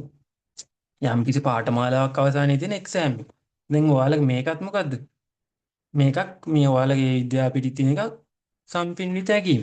මේ අවුරුදු දෙකම උගන්වලා තුන දෙකම උගන්වලා ඔයාලට අවසානයේ පේපරයක් දෙනවා. එතකොට යම් කිසි ජයග්‍රහණයක් තීරණය කිරීම බලන එකක් තමයි. ඉතින් ඒකම තේරෙන්නේ. සම්පින්නිත ඇගීම කියන්නේ එතකොට ඉගෙනුම් කියාවලිය අවසානයේ සිදු කරන එක. සම්භාවනා කියලා කියන්නේ ඉගෙනුම් කියාවලිය අතරතුරදී සිදු කරන එක. හරි. අපි බලමු මේකේ ලක්ෂණ ටික. පාඩමක් වාරයක් හෝ පාඨමාලාවක් අවසානයේ පවත්තයි. හරිනේ අපි කිව්වා. ඊට පස්සේ තියෙන අවසාන ප්‍රතිඵලය ලබා දී. ලකුණු ශ්‍රේණිය හෝ සහතික ලබා දීමට යොදා ගන්න. ශ්‍රේණි කිරීම නැත්තම් සහතික පත්‍ර ලබා ඔය කෝස් තියෙන IT කෝස් තියෙනවා ඉංග්‍රීසි කෝස් තියෙනවා. ඒවෙත් මොකද කරන්නේ? මාස 6ක් උගන්වලා ඉවරලා අන්තිමට මොකද කරන්නේ? එක්සෑම් එකක් දීලා සර්ටිෆිකේට් එකක්. පාස්ද පේද කියලා. මේක කරන්නේ මේ සම්පින්නිත ඇගීමෙන්. ඊට පස්සේ තියෙනවා සිසුන්ගේ සමස්ත කාර්ය සාධනය මන බලයි. එතකොට අර සමස්තයක් විදිහට මෙයා ලබා ඉන්න මට්ටම ඇතිද නැද්ද කියලා බලන්න. හැබැයි සම්භාවනා ඇගීමේදී පුතේ එහෙම වෙන්නේ නැහැ. ඉගෙනුම් කියාවලිය මොකද්ද වෙන්නේ? අතරතුරදී ගන්න. දැන් මේ සම්පින්ඩිත ඇගීමේදී එවෙලෙම ප්‍රතිපෝෂණ ලබා දෙන්න පුළුවන්ද? බෑනේ. මොකද මේ වාරේ ඉවරලානේ. දැන් ඔයාලට දැන් මිනුම කියන කොටස විද්‍යාපීඨ උගන්වන්නත් උඩට තේරුන්නේ නැහැ. හරියට ටච් උන්නේ නැහැ. දැන් එතකොට ඔයාලට දැන් ප්‍රතිපෝෂණ ඒ වෙලේ ලබා දෙන්නේ නැහැ. එතකොට ඔයාගේ දැනුම් මට්ටම බලන්න විදියක් නැහැ. එහෙනම් අවසානයේදී තියෙන්නේ. එතකොට ඒක ගැටලුවක් නේ. එතකොට මේ ඉතින් ඔයාලට තේරෙනවා ඇති මේ සම්භාවනා නැගීමද සම්පින්නිත නැගීමද හොඳ කියලා. අපිට වඩාත්ම හොඳ මොකද්ද? සම්භාවනා නැගීම. එතකොට ඒ වෙලෙන් ප්‍රතිපෝෂණ ලබා දෙන්න පුළුවන්. එතකොට අර යම් පොඩි මේ ගැටලු තියෙනවා ළමයාගේ निराකරණය කරගන්න පුළුවන්. අර ආවම නිපුණතා මට්ටම කරා ළඟා කරවන්න පුළුවන්. ඒ සම්භාවනා නැගීමේදී ඉගෙනුම් ඵල වෙත යොමු කරවන්න පුළුවන් ළමයි. හරි. මෙතන උදාහරණ ටිකක් දීලා තියෙනවා මේ වාර අවසාන විභාග, වසර අවසාන විභාග, ඔයාලගේ කොලෙජ් එකේ තියෙන අවසාන විභාගය, පාඨමාලාවක් අවසානයේ පවත්වන අවසාන පරීක්ෂණ. මෙන්න මේක තමයි සම්පීඩිත ඇගීම. මම කිව්වා දැන් සම්භවනයි සම්පීඩිතයිනේ අගයි මුලයි කරන එක තියෙන්නේ. සම්භවන කියන්නේ අතරතුර කරන එක. සෝරි අතරතුර කරන එක. සම්පීඩිත කියන්නේ අවසාන එක. මතක තියාගන්න සම්පින්ඩිත නිකන් පීඩනයක් වගේ ඇති වෙන්නේ මේක දැන් ඔයාලට පීඩනයක් ඇති තියෙන්නේ මේ අවසානයේ. අන්න එහෙම හරි මතක තියාගන්න. සම්පින්ඩිත කියන්නේ මේ ගිනුම් ගැනීම කියවලේ අවසානයේ සිදු කරන ලබන ඇගීමක් කියලා මතක තියාගන්න. දැන් ওই දෙක මතක ඇති හොඳට. ආයෙ අමතක කරන්න එපා. ওই දෙක ওই ටික ওই ගානට මතක තියෙනවා නම් කිසිම ගැටලුවක් නැහැ. හරි.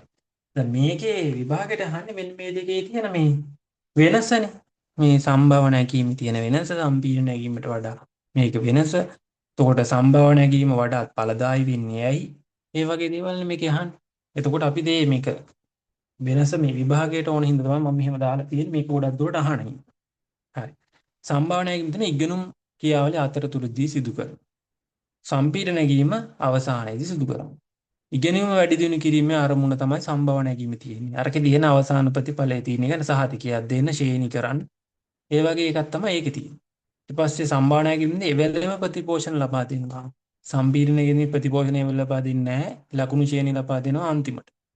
ඊට පස්සේ ඔය ගෙදර වැඩ කුයිස් පන්ති ක්‍රියාකාරකම් ඒ වගේම එවැළෙම දෙනවනේ. ඇයි? ඇගීම සිදු කරනවා කියන්නේ පොඩි පොඩි ඇගීම් දෙන්නේ අපි. දැන් ඔය ඇගීම් සහ ප්‍රතිපෝෂණය කියලා වගේ ලෙසන් ප්ලෑන් එකේ තියෙනවනේ. අපි පාඩම අවසානයේදී දෙනවා. ඒ සම්භව නැගීමක් තමයි එතන කරන්නේ. සම්පින්ඩිත ඇගීමේදී වාර අවසාන සහ වසර අවසාන විභාගවල තමයි ඒක තියෙන්නේ. දැන් ඔයාලට මේ දෙකේ වෙනස හොඳට තේරෙන්නේ නැති කියලා මං හිතනවා. හරි. ඒ කොටස් ටික තේරුණාද පුතේ? මේ අපි කතා කරේ මිනුම සහ ඇගීම කියන එක. හරි. ඒ ටික තේරුණාද? ආයෙ ඔයාලට පොඩ්ඩක් ආයෙ මතක් කරන්න ඕනද? මොකද ඊළඟ කොටස යද්දී අපි තක්සේරුවට යන්න කලින් ඒ ටික පැහැදිලි වෙලා තියෙන්න ඕන. අපහැදිලි තැනක් තියෙනවා නම් ඒ ටික ආයෙ chat එකට දාන්නකො. මට මේ කොටස තේරුන්නේ ආයෙ පොඩ්ඩක් කියලා දෙන්න කියලා.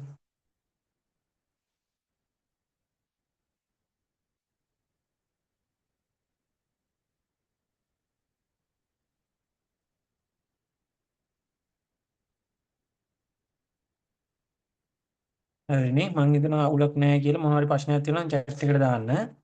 ඊට පස්සේ අපි යම් මේ මෙන්න මේ තක්සේරුව කියන එක. අධ්‍යාපන තක්සේරුව කියන මාතෘකාවට.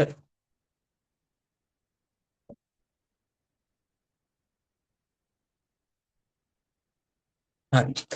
දැන් ඔයාලා මේ තක්සේරුව කියන එකක් මතක තියාගන්නවා. මොකද අර මිනුම සහ ඇගයුම කියන එකෙන් පස්සේ පුතේ ඊළඟට අහන්න පුළුවන් ප්‍රශ්නයක් තමයි තක්සේරුව.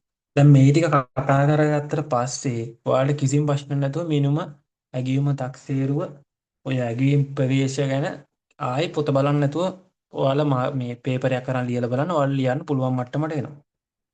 අපි යන් මේ තක්සේරුව කියන එක.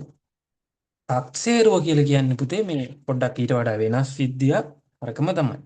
මේකෙදි කරන්නේ මේ ළමයා ශිෂ්‍යයාගේ මේ කියන්නේ ගුරුවරයා ශිෂ්‍යයා ළඟම ඉඳලා මෙයාගේ බලනවා මේ හොඳ ප්‍රබලතා මොනවද දුබලතා මොනවද මෙයාට තියෙන හොඳ දේවල් මොනවද මෙයාගේ තියෙන අඩුපාඩු මොනවද කියලා ගුරුවරයා ශිෂ්‍යයා ළඟම ඉඳගෙන බලලා මේ අවශ්‍ය පෝෂණ සහ ප්‍රතිපෝෂණ ලබා දෙනවා.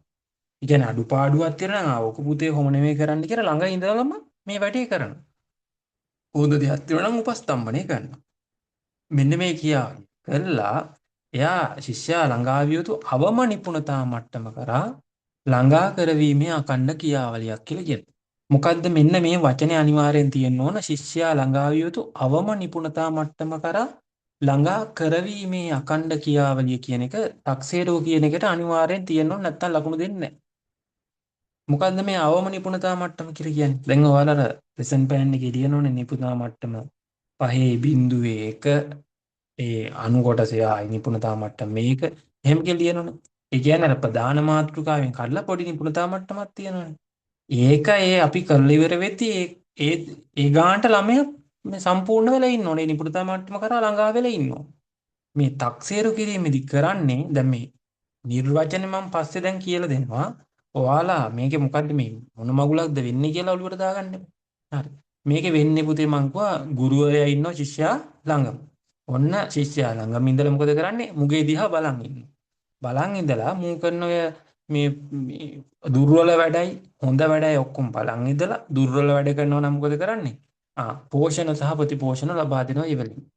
ලබා දීලා අර අපි දැන් පාඩමක් කරනවනේ. ඒකේ නිපුණතා මට්ටමක් තියෙනවනේ. අන්න ඒකේ තියෙනවා මෙන්න මේ දන්නකො පදාර්ථයේ ගුණ හඳුනා ගැනීම කියලා පාඩමේ අනුකොටස තියෙනවා. දැන් පදාර්ථයේ ගුණ හඳුනා ගන්න එකට මේ ඒක තමයි නිපුණතා මට්ටම කියලා හිතන්නකො. මෙන්න මේ එයාට මේ පාඩම වුණාට පස්සේ මේ පදාර්ථයේ ගුණ එයාට හොඳ අවබෝධයකින් යුතුව කියන්න පුළුවන් මට්ටමට ළඟා කරවන එක තමයි තක්සේරු කියෙමින් කරන්නේ. ඔන්න දැන් ආයි මාත් එක්කම කියන්න නිර්වචනය දැන් මම මේ වෙලාවේ පාඩම් කරගන්න. දැන් ඔයාලගේ සරල අදහස ඔළුවේ තියෙනවනේ.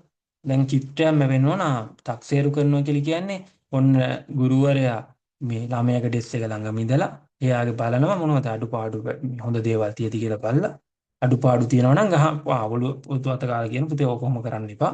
මෙන්න මේ ඊට පස්සේ එයාට පෝෂණ ලබා දෙනවා. පෝෂණ ලබා දීලා අද පාඩම් මේ ගානට යනකම් ඒ ළමයා අර නිපුණතා මට්ටම කරා ළඟා කරන කියලා. ඔන්න දැන් විභාගෙදි වාලා ඇහුවොත් ඕක ඔළුවේ තියාගෙන මෙන්න මේ නිර්වචන ලියන්න. ගුරුවරයා ශිෂ්‍යයා සමීපේ නිරීක්ෂණය කරමින් ඔහුගේ ප්‍රබලතා හා දුර්වලතා හඳුනාගෙන ඒ අනුව අවශ්‍ය පෝෂණ හා ප්‍රතිපෝෂණ ලබා දී අවම නිපුණත මට්ටම කරා ළඟා කරවීමේ අඛණ්ඩ ක්‍රියාවලිය කියලා කියනවා. හරි.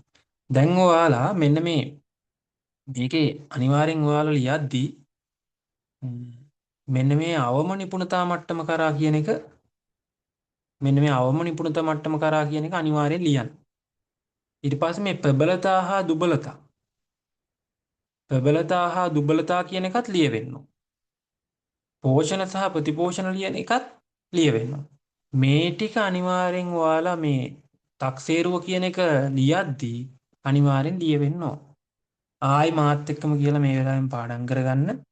මේ ගුරුවරයා ශිෂ්‍යයා මේ අධ්‍යාපනික තක්සේරුව කියලා කියන්නේ ගුරුවරයා ශිෂ්‍යයා සමීපයේ ඉඳලා නිරීක්ෂණය කරමින් ඔහුගේ ප්‍රබලතා හා දුර්වලතා හඳුනාගෙන ඒ අනුව අවශ්‍ය පෝෂණ සහ ප්‍රතිපෝෂණ ලබා දී අවම නිපුණතම මට්ටම කරා ළඟා කරවීමේ අඛණ්ඩ ක්‍රියාවලිය අපි කියමු තක්සේරුව කියලා. හරි. ඕක අනිවාර්යෙන් මතක තියාගන්න තක්සේරුව ගහුවොත් ඕක ලියන්න. ඒ අපි කතා කරේ අධ්‍යාපනික තක්සේරුව කියන්නේ මොකක්ද කියලා. දැන් ඔයාලට තේරෙන්න ඕන මේකේ තියෙන වාසිය අවාසිය.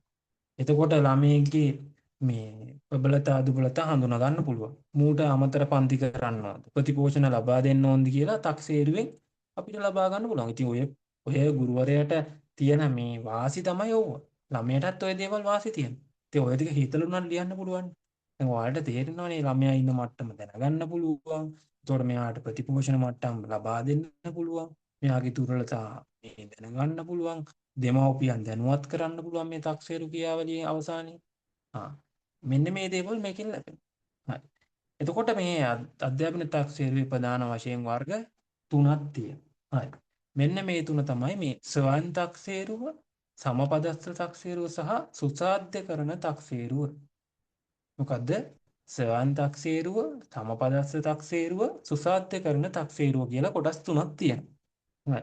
මේකත් මේ වෙලාවෙම මතක තියාගන්න. හරිම ලේසි. ඔයාලා දන්න උදාහරණත් එක මම කියන්නේ. ස්වයං තක්සේරුව කියලා කියන්නේ ශිෂ්‍යයාගේ තම කාර්ය සාධනය තමන්ම අගයීම කරන එක. ඒ කියන්නේ මං ඉන්න මට්ටම මම්ම දැනගන්න එක, මම්ම අධ්‍යයනය කරන එක, මම්ම තක්සේරු කරන එක තමයි මේ ස්වයං තක්සේරුවේදී කරන්නේ. හරිනේ. දැන් අර අපි ලියන්නේ මේ ජර්නල් ලියලා අපි ලියන්නේ මෙහෙම අඩුපාඩු තිබ්බා මම මේ දේවල් මෙහෙම තිබුණා මගේ මේ වගේ ප්‍රබලතා තිබ්බා මගේ දේවල් හොඳ දුබලතා මේ මෙහෙම කියලා අපි ලියනවනේ. හරි. ඒක තමයි ස්වයං තක්සේරු කියන්නේ. ස්වයං කියලා කියන්නේ වචනේම තේරෙන්නේ පුතේ. තමා පිළිබඳව තමන්ම තක්සේරු කරන ඇගීමක් කරන දෙයක් කියලා. හරි. ඊට පස්සේ සමපදස්ථ තක්සේරු. අපි දැන් ඔය ටීචින් ප්‍රැක්ටිස් කියාට පස්සේ මොකද කරන්නේ? සමපදස්ථ කියලා පොතක් තියෙනවා. සමපදස්ථ. ඒකෙදි මොකද්ද අපි කරන්නේ? අර අපේ යන තවත් යාළුවෙක් බලනවා අපේ ලෙසන් එක. බලලා ලියනවා සමපදස්ථ පොතේ මූ මෙහෙමයි උගන්වනවා හරි නෑ ගන්න දෙයක් නෑ හරි මොනවා හරි ඔන්න මොන හරි ලියනවා. ඒතකොට සමපදස්ථ තක්සේරුව කියලා කියන්නේ අර සිසුන් එකිනෙකාගේ කාර්ය ඇගීම. ඔයාලා දන්න එකකින් මතක තියාගන්න. ස්වයං තක්සේරුව කියන්නේ තමාම සිදු කරන ලබන තක්සේරුව. සමපදස්ථ තක්සේරුව කියලා කියන්නේ අපේ කණ්ඩායමේ ඉන්න අනිකුත් කෙනෙක් කරනු ලබන ඇගීම.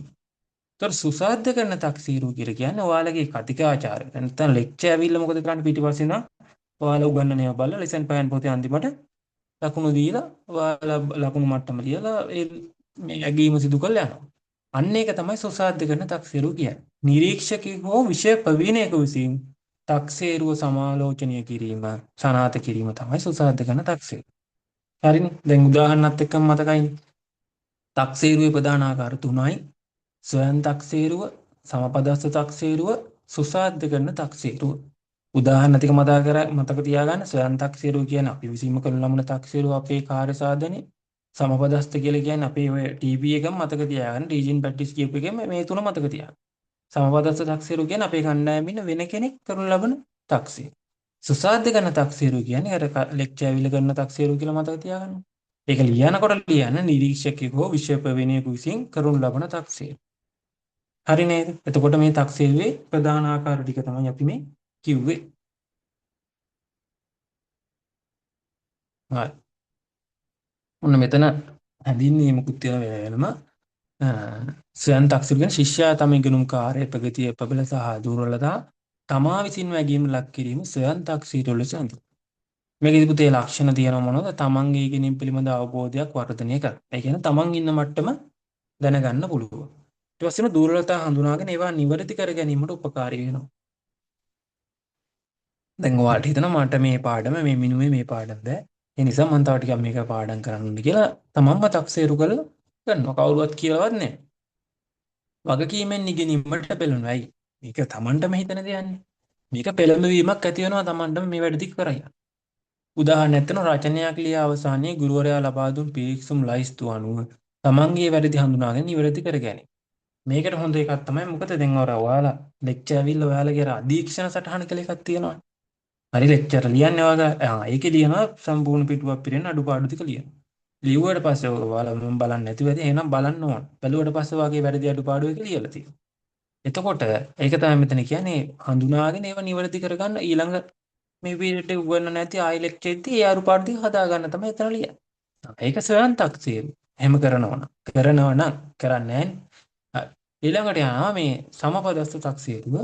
එකම පන්තියේ හෝ කණ්ඩායමේ සිට සිසුන් එකිනෙකාගේ ඉගෙනුම් කාර්යයේම සමපදස්ස තක්සේරුව ලෙස හැඳින්වෙනවා. ඒක අපි කියවනේ.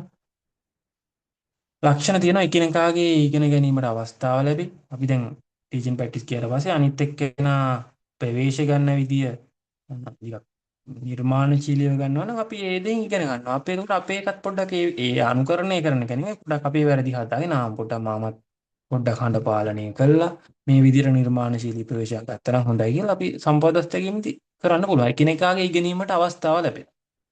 විවේචනාත්මක චින්තනය වර්ධනය වෙනවා. ප්‍රතිපෝෂණ ලබා දීමේ හැකියාව වර්ධනය වෙනවා. උදාහරණයක් සිසුන් දෙදෙනෙක් තමන් ලියු රචනා එකිනෙක මාරු කර කීවා ගුරු උපදෙස් අනුව ප්‍රතිපෝෂණ ලබා දෙනවා. ඊට වඩා ඔයාලගේ උදාහරණ මතක තියාගන්න එතකොට ලේසි. ඊට පස්සේ තියෙනවා සුසාධක තක්සේරුව කියලා. අපි කිව්වා මේ ලෙක්චර් කෙනෙක් ඇවිල්ලා බලන එක කියලා. මේක දෙන ගුරුවරයා විසින් සිදු කරන ලද තක්සේරුවක නිර්වද්‍යතාව සාධනත්වය හා විශ්වාසනීයත්වය තහවුරු කිරීම සඳහා නිරීක්ෂකයෙකු හෝ විෂය ප්‍රවීණයෙකු විසින් සිදු කරන තක්සේරුව සුසාධක තක්සේරුව ලෙස හැඳින්වෙනවා. ලක්ෂණ තියෙනවා තක්සේරුවේ ගුණාත්මක භාවය තහවුරු කරයි. ඒ කියන්නේ විෂය ප්‍රවීණයෙන්නේ පුතේ වැඩේට බහින්නේ. ඒ නිසා හරි ෂුවර් කියලා කියන්න පුළුවන්. සියලු සිසුන්ට සාධාරණ නැගීමක් ලැබෙන බව සහතික කරයි. ඒ කියන්නේ අර හිතන්නකෝ දැන් ළඟම ඉන්න කෙනෙක් බලනවා නම් මූට වාසි පන්ති යන හින්දා දිනවා එහෙම කියලා හිතන්න පුළුවන්. එහෙම බෑ. එතන විෂය ප්‍රවීණෙක් ඉඳලා හැම සිසුවෙක්ටම සාධාරණ නැගීමක් ලැබෙන කියලා සහතික කරගන්න පුළුවන්. ගුරුවරුන්ගේ ලකුණුකරණයේ ඒකාකාරී බව පවත්වාගෙන යයි. හරි. උදාහරණ දෙන ගුරුවරගේ ලකුණු කළ පිළිතුරු පත්‍රය විෂය උපදේශකවරයෙකු විසින් නැවත පරීක්ෂා කිරීම, ප්‍රායෝගික පරීක්ෂණයේදී බාහිර නිරීක්ෂක විෂය විසින් ශිෂ්‍යයාගේ කාර්ය සාධනය ඇගි. දැන් මම හිතනවා මෙන්න මේ තක්සේරු කිරීමේ ආකාර තුන පැහැදිලි වෙන්නේ නැති කියලා. ඊට පස්සේ තියෙනවා මේ අධ්‍යාපනික තක්සේරුවෙන් ගුරුවරයාට තියෙන ප්‍රයෝජන. හරි. බලන්න පළවෙනි එක තියෙනවා සිසුන්ගේ දැනුම කුසලතා සහ ආකල්ප මට්ටම හඳුනාගත හැක. දැන් ඔයාලට මේ ගුරුවරයාට තියෙන ප්‍රයෝජන අර මේ හැඳින්වීමෙන් මම විස්තර කරපු එකෙන්ම මතක තියාගන්න පුළුවන්. දැනුම කුසලතා සහ ආකාත් මට්ටම හඳුනා. ඒ කියන්නේ ළමයිගේ මට්ටම ළමයට හඳුනා ගන්න පුළුවන්. ස්වයං දක්ෂේරුවෙන් හඳුනා ගන්නත් පුළුවන්. සිසුන්ගේ ප්‍රබලතා හා දුර්වලතා හඳුනාගෙන ඒ අනුව ඉගැන්වීම් සැලසුම් කරන්න පුළුවන් ගුරුවරයාට. මේ දැන් ගුරුවරයාට තියෙන ප්‍රයෝජන අපි කතා කරන්නේ. ඉගැන්වීම් ක්‍රම ඵලදායීද නැද්ද යන්න ඇගීමට ලක් කරන්න පුළුවන්. ඒ කියන්නේ අපි උගන්වන ක්‍රමේ හරි නැති හින්දානේ යාගේ ප්‍රතිපෝෂණ ලබා දීම වැඩි වෙන්නේ. එහෙම තීරණය කරන්න පුළුවන්. සිසුන්ට සුදුසු ප්‍රතිපෝෂණ ලබා දිය හැක. ඉගෙනුම් ගැනීමේ ගැටලු ඇති සිසුන් කල්තිය හඳුනාගෙන උපකාර කරන්න පුළුවන්. පන්ති තියන්න පුළුවන්. අමතර පන්ති දාන්න පුළුවන්. පාඩම් සැලසුම් සහ ඉගැන්වීම් වැඩි දියුණු කිරීමට අවශ්‍ය තොරතුරු ලබා ගන්න පුළුවන්. සිසුන් ශ්‍රේණිගත කිරීම, ප්‍රවාදනය සහ සහතික කිරීම සඳහා අවශ්‍ය දත්ත ලබා ගන්න පුළුවන්. ඉතින් එයාගේ දැනුම මට්ටම සහ ඉන්න මට්ටම අපිට දැනගන්න හින්දා මේ ශ්‍රේණිගත කිරීම දේවල් වලට යොදා ගන්න පුළුවන් මේ තොරතුරු. දෙමාපියන් සහ පාසල් පරිපාලන සිසුන්ගේ ප්‍රගතිය නිවැරදිව දැනුම් දිය හැකියි. අම්මා තාත්තා දෙමාපිය රැස්වීමක් තියලා අර අපිට මේ ළමයාගේ මට්ටම වෙන වෙනම තක්සේරු කරන නිසා එයාට මෙයා ඉන්න මට්ටම ගැන අවබෝධයක් ලබා දෙන්න අපිට ගුරුවරයා විදිහට පුළුවන්. ඉගෙනුම් අරමුණ සාක්ෂාත් වී තිබේද යන්න පරීක්ෂා කරන්න පුළුවන්. හරි. ඊට පස්සේ තියෙනවා ගුරුවරයාගේ වෘත්තීය සංවර්ධනය සහ ඉගැන්වීමේ ගුණාත්මකයි කියලා නැංවීමට උපකාරී වෙනවා. ඒ කියන්නේ අර වගේ ගැටලු ඇති වෙද්දී අර දැන් මේ ඔය වගේ තේරෙන්නේ නැති ළමයි ආවම නිකුදාවට ළඟා කරගන්න බැරි ළමයි එහෙම ඉදිරියට අපි ඒක විවිධ ඉගෙනුම්කම හොයා ගන්න හදන මේ ළමයට කොහොම හරි තේරෙන්න ගන්න. එතකොට අපේ වෘත්තීය සංවර්ධනයත් තිබෙම වෙනවා. ගුණාත්මක භාවයක් ඉහළ නැංගෙනවා කියලා තමයි කියන්නේ. මේ ගුරුවරයෙක් තියෙන ප්‍රයෝජන. එතකොට මොනවද මේ ළමයට තියෙන ප්‍රයෝජන? ළමයට තියෙන ප්‍රයෝජන තමයි මේ ළමයා තමා ඉන්න මට්ටම දැනගන්න පුළුවන්. අර එයාට ප්‍රතිපෝෂණ දේවල් ලබා ගන්න පුළුවන්. අර අමාරු කොටස් එකින් එක වටහා ගන්න පුළුවන්. අන්න ඒ වගේ ඔයාලට හිතලා ලියන්න පුළුවන් දේවල් තියෙනවා. මේක ඉතින් දැන් ගුරුවරයාට තියෙන ප්‍රයෝජනෙ ටික සම්පූර්ණ ඒ වගේම භාගයක්ම ළමයටත් තියෙනවා. හරි. ඊට පස්සේ අපි යන් දැන් ඔයාලට මේ ටික තේරෙන්නේ නැති කියලා මම හිතනවා. දැන් අපි තක්සේරුව කතා කරා, මිනුම කතා කරා, ඇගීම කතා කරා. අපි බලමු පුතේ මේකෙන් දැන් මේ ටික කතා කරාට වැඩක් නැහැ නේ. මේකෙන් කොහොමද ප්‍රශ්න එන්නේ කියලා දැනගන්න බෑ. හරි. අපි බලමු මේ පාස් පේපර් ප්‍රශ්න ටික. මම හිතනවා මේක පේනවා ඇති කියලා.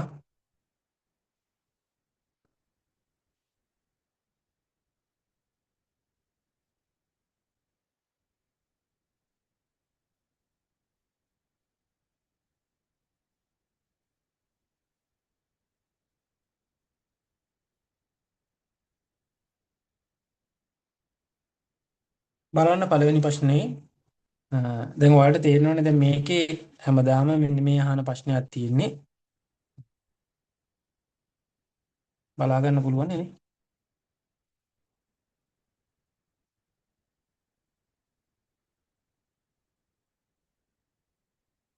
මෙන්න මේ ප්‍රශ්නේ ගැන අපි කතා කරමු දැන් නේ.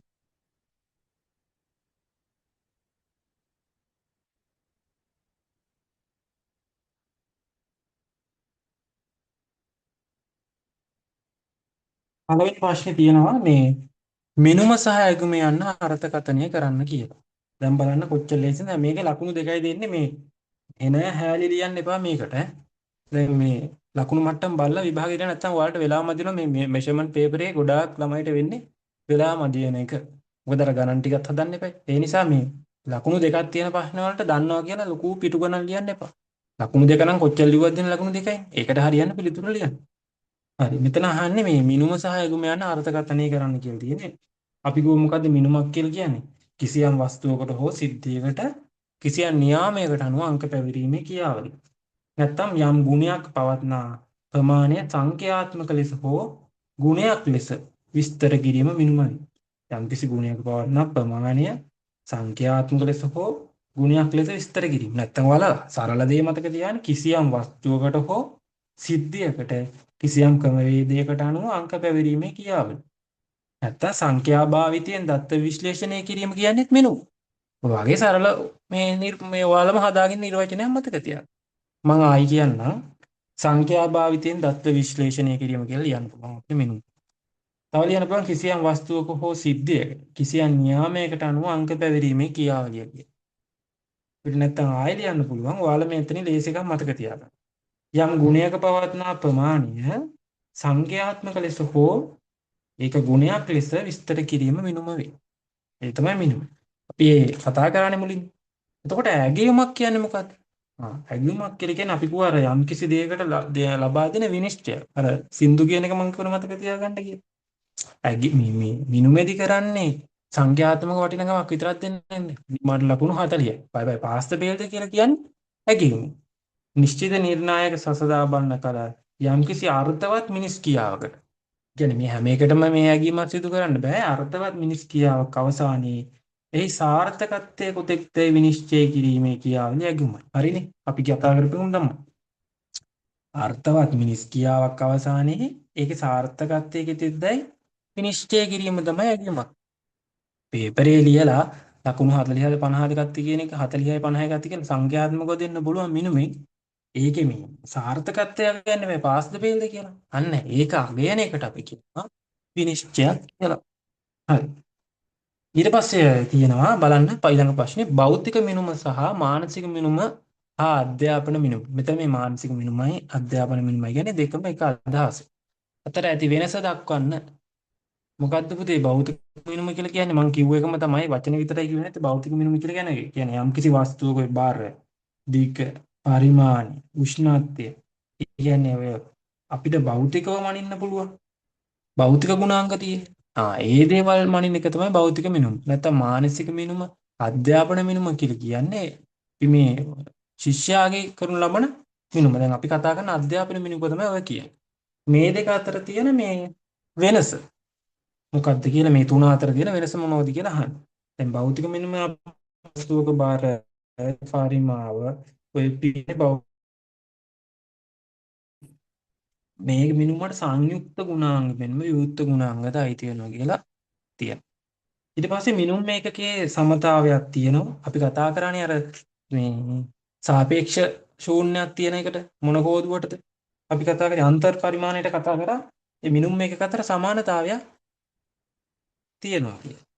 මිනුම් වල සංගත බවක් තියෙන මේක පුද්ගල බද්ධ වෙන්නේ නැහැ. පුද්ගලයා අනුව මේක වෙනස් වෙන්නේ නැහැ නේ භෞතික මිනුම්.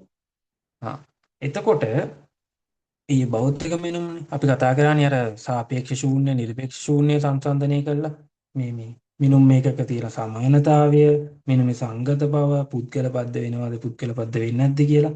ඒතර ඔයාලා මතක තියාගන්න මේ භෞතික මිනුම් වලට මතක තියාගන්න ඔය වස්තුවක බර දිග පරිමාව උෂ්ණත්වය වගේ දේවල් මනින එකකි. එතකොට මානසික මිනුම කියන්නේ මොකද්ද? මානසික මිනුම තමයි අපි ඔය කතා කරේ මේ දැන් ලක්ෂණ කතා කරේ. මේක ශිෂ්‍යයාගේ විවිධ මානසික හැකියා මැනීමෙන් ලබා ගන්නා මිනුම්. පුද්ගල බද්ධතාවය බලපායි. ඒ කියන්නේ එක එක මානසික මට්ටම් වලින් ළමයාගේ එක එක මිනුම් එතකොට වෙනස් වෙනවනේ මේ මට්ටම්. ආ. බුද්ධිය විශේෂ සාධනය වැනි උදාහරණ වලින් විස්තර කර තිබුණද ලකුණු ලබා දෙන්න කියලා මේකේ ඔයාලගේ මාකින් එකේ තියෙනවා. ඒ කියන්නේ බුද්ධිය සම්බන්ධ නැත්නම් විශේෂ සාධනය වැනි මොකක් හරි ඔයාලට උදාහරණයක් ගලපලා මේකේ දුන්නොත් ඒත් ලකුණු දෙනවා කියලා තියෙනවා. ඒකයි මං කිව්වේ අර මොනවා හරි උදාහරණයක් මතක තියාගන්න. එතකොට ඒකත් එක්ක ගලපලා මේක විස්තර කරන්න පුළුවන්. හරි. දැන් භෞතික මිනුමයි අධ්‍යාපන මිනුමයි දැන් වාරක මිනුම වක්‍ර වේ. අරකේ ඔයාලට මෙහෙම ලියන්න පුළුවන්. අධ්‍යාපන මිනුම නැත්තම් මානසික මිනුමේ ලක්ෂණ ටික අනිත් පැත්ත කරලා ලියන්න පුළුවන්. අධ්‍යාපන මිනුම නැත්තම් මානසික මිනුමේ අධ්‍යාපන මිනුම වක්‍ර වේ. ඒකේ ශූන්‍ය සාපේක්ෂ ශූන්‍යයක් තියෙනවා. අරකේ භෞතික මිනුමේ ඒකේ තියෙන නිරපේක්ෂ ශූන්‍ය. ඔය වෙනස් ඔය ඕත් තරම් ඔය වෙනස්. මම මෙතන අර වග්ගුවේ තුන්නා. එතකොට අපිට කියනවා 100%ක් නිවැරදි මිනුමක් ගන්න බෑ මානසික මිනුම. භෞතික මිනුම ගන්න පුළුවන්. ඔන්න වගේ ලක්ෂණ ටිකක් වෙනස්කම් ටිකක් ලියන්න තියෙනවා. බලන්න ඊළඟ එක.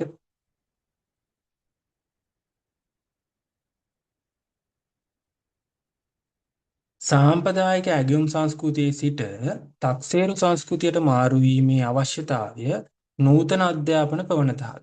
මෙම ප්‍රකාශය පිළිබඳ ඔබේ අදහස් දක්වන්න.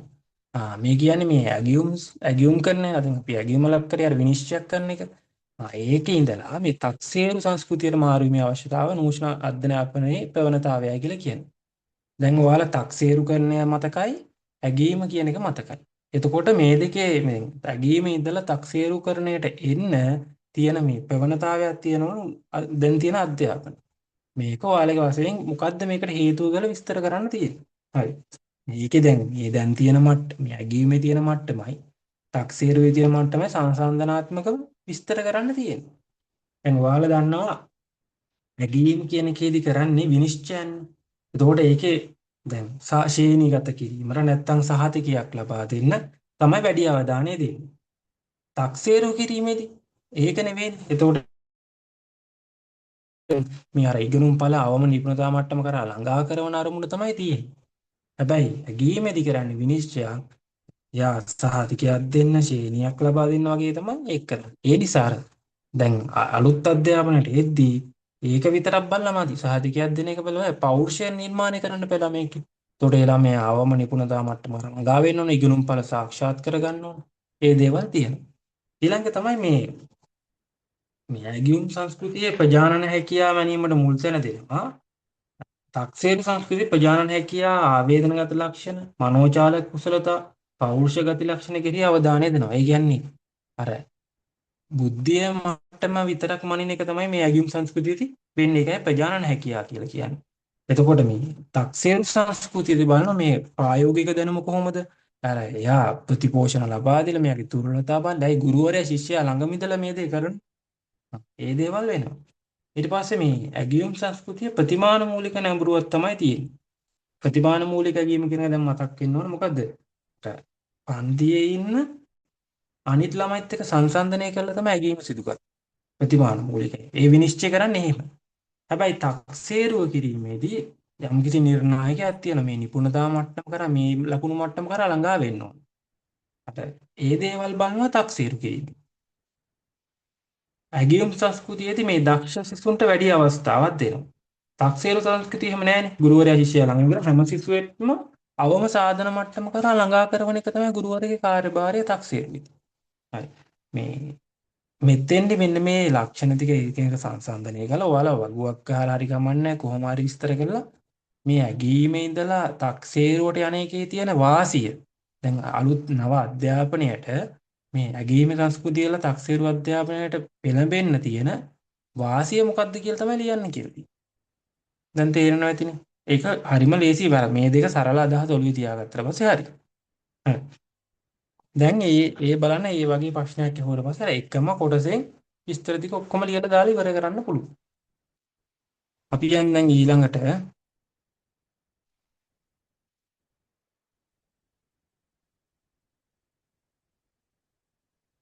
ඊළඟ ප්‍රශ්නට යනවා.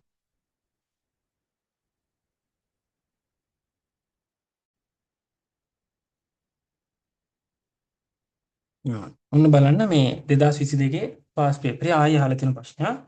මේ අධ්‍යාපන තක්සේරු යන ඔබේ වචනෙන් අර්ථ දක්වන්න. ඔන්න හරිම ලේසි. දැන් ඔයාලට මතකින් කියන්න පුළුවන් ඉන්න ඕන. මොකද්ද තක්සේරුව කියන්නේ? ගුරුවරයා ශිෂ්‍යයා සමීපයේ සිට මොකද්ද? ගුරුවරයා ශිෂ්‍යයා සමීපයේ සිට ඔහුගේ ප්‍රබලතා සහ දුබලතා. ඔහුගේ ප්‍රබලතා සහ දුබලතා හඳුනාගෙන එයට අවශ්‍ය පෝෂණ සහ ප්‍රතිපෝෂණ ලබා දීලා ශිෂ්‍යයා ළඟා විය යුතු අවම නිපුණතා මට්ටම කරා ළඟා කරවීමේ ක්‍රියාවලියට අපි කියන මොකක් කියලාද? අධ්‍යාපනික තක්සේරුව කියලා. දැන් ඔයාලට මේක මේ මං කියවම ලියන්න ඕන කරුණු ටික තමයි අර මේ ගුරුවරයා ශිෂ්‍යයා ළඟම ඉන්න එක, අර ඔහුගේ ප්‍රබලතා දුබලතා හඳුනාගන්න එක, පෝෂණ සහ ප්‍රතිපෝෂණ ලබා දෙන එක සහ වැදගත්ම විදියට ලියන්න ඕන අර ශිෂ්‍යයා අවම නිපුණතා මට්ටම කරා ළඟා කරවීමේ ක්‍රියාවලිය තමයි මොකද්ද? තක්සේරුව කියන්නේ. දැන් ඔයාලට තේරෙනවා ඇති ඒක අර ඔයාලගේ වචන ලියුවාට පස්සේ මේක මහා හැලී ලියන්න ඕනේ නැහැ. ලකුණු දෙකයි නේද? ඒක ලිව්වනම් ඇති. හරි. ඊළඟ ප්‍රශ්නේ බලන්න.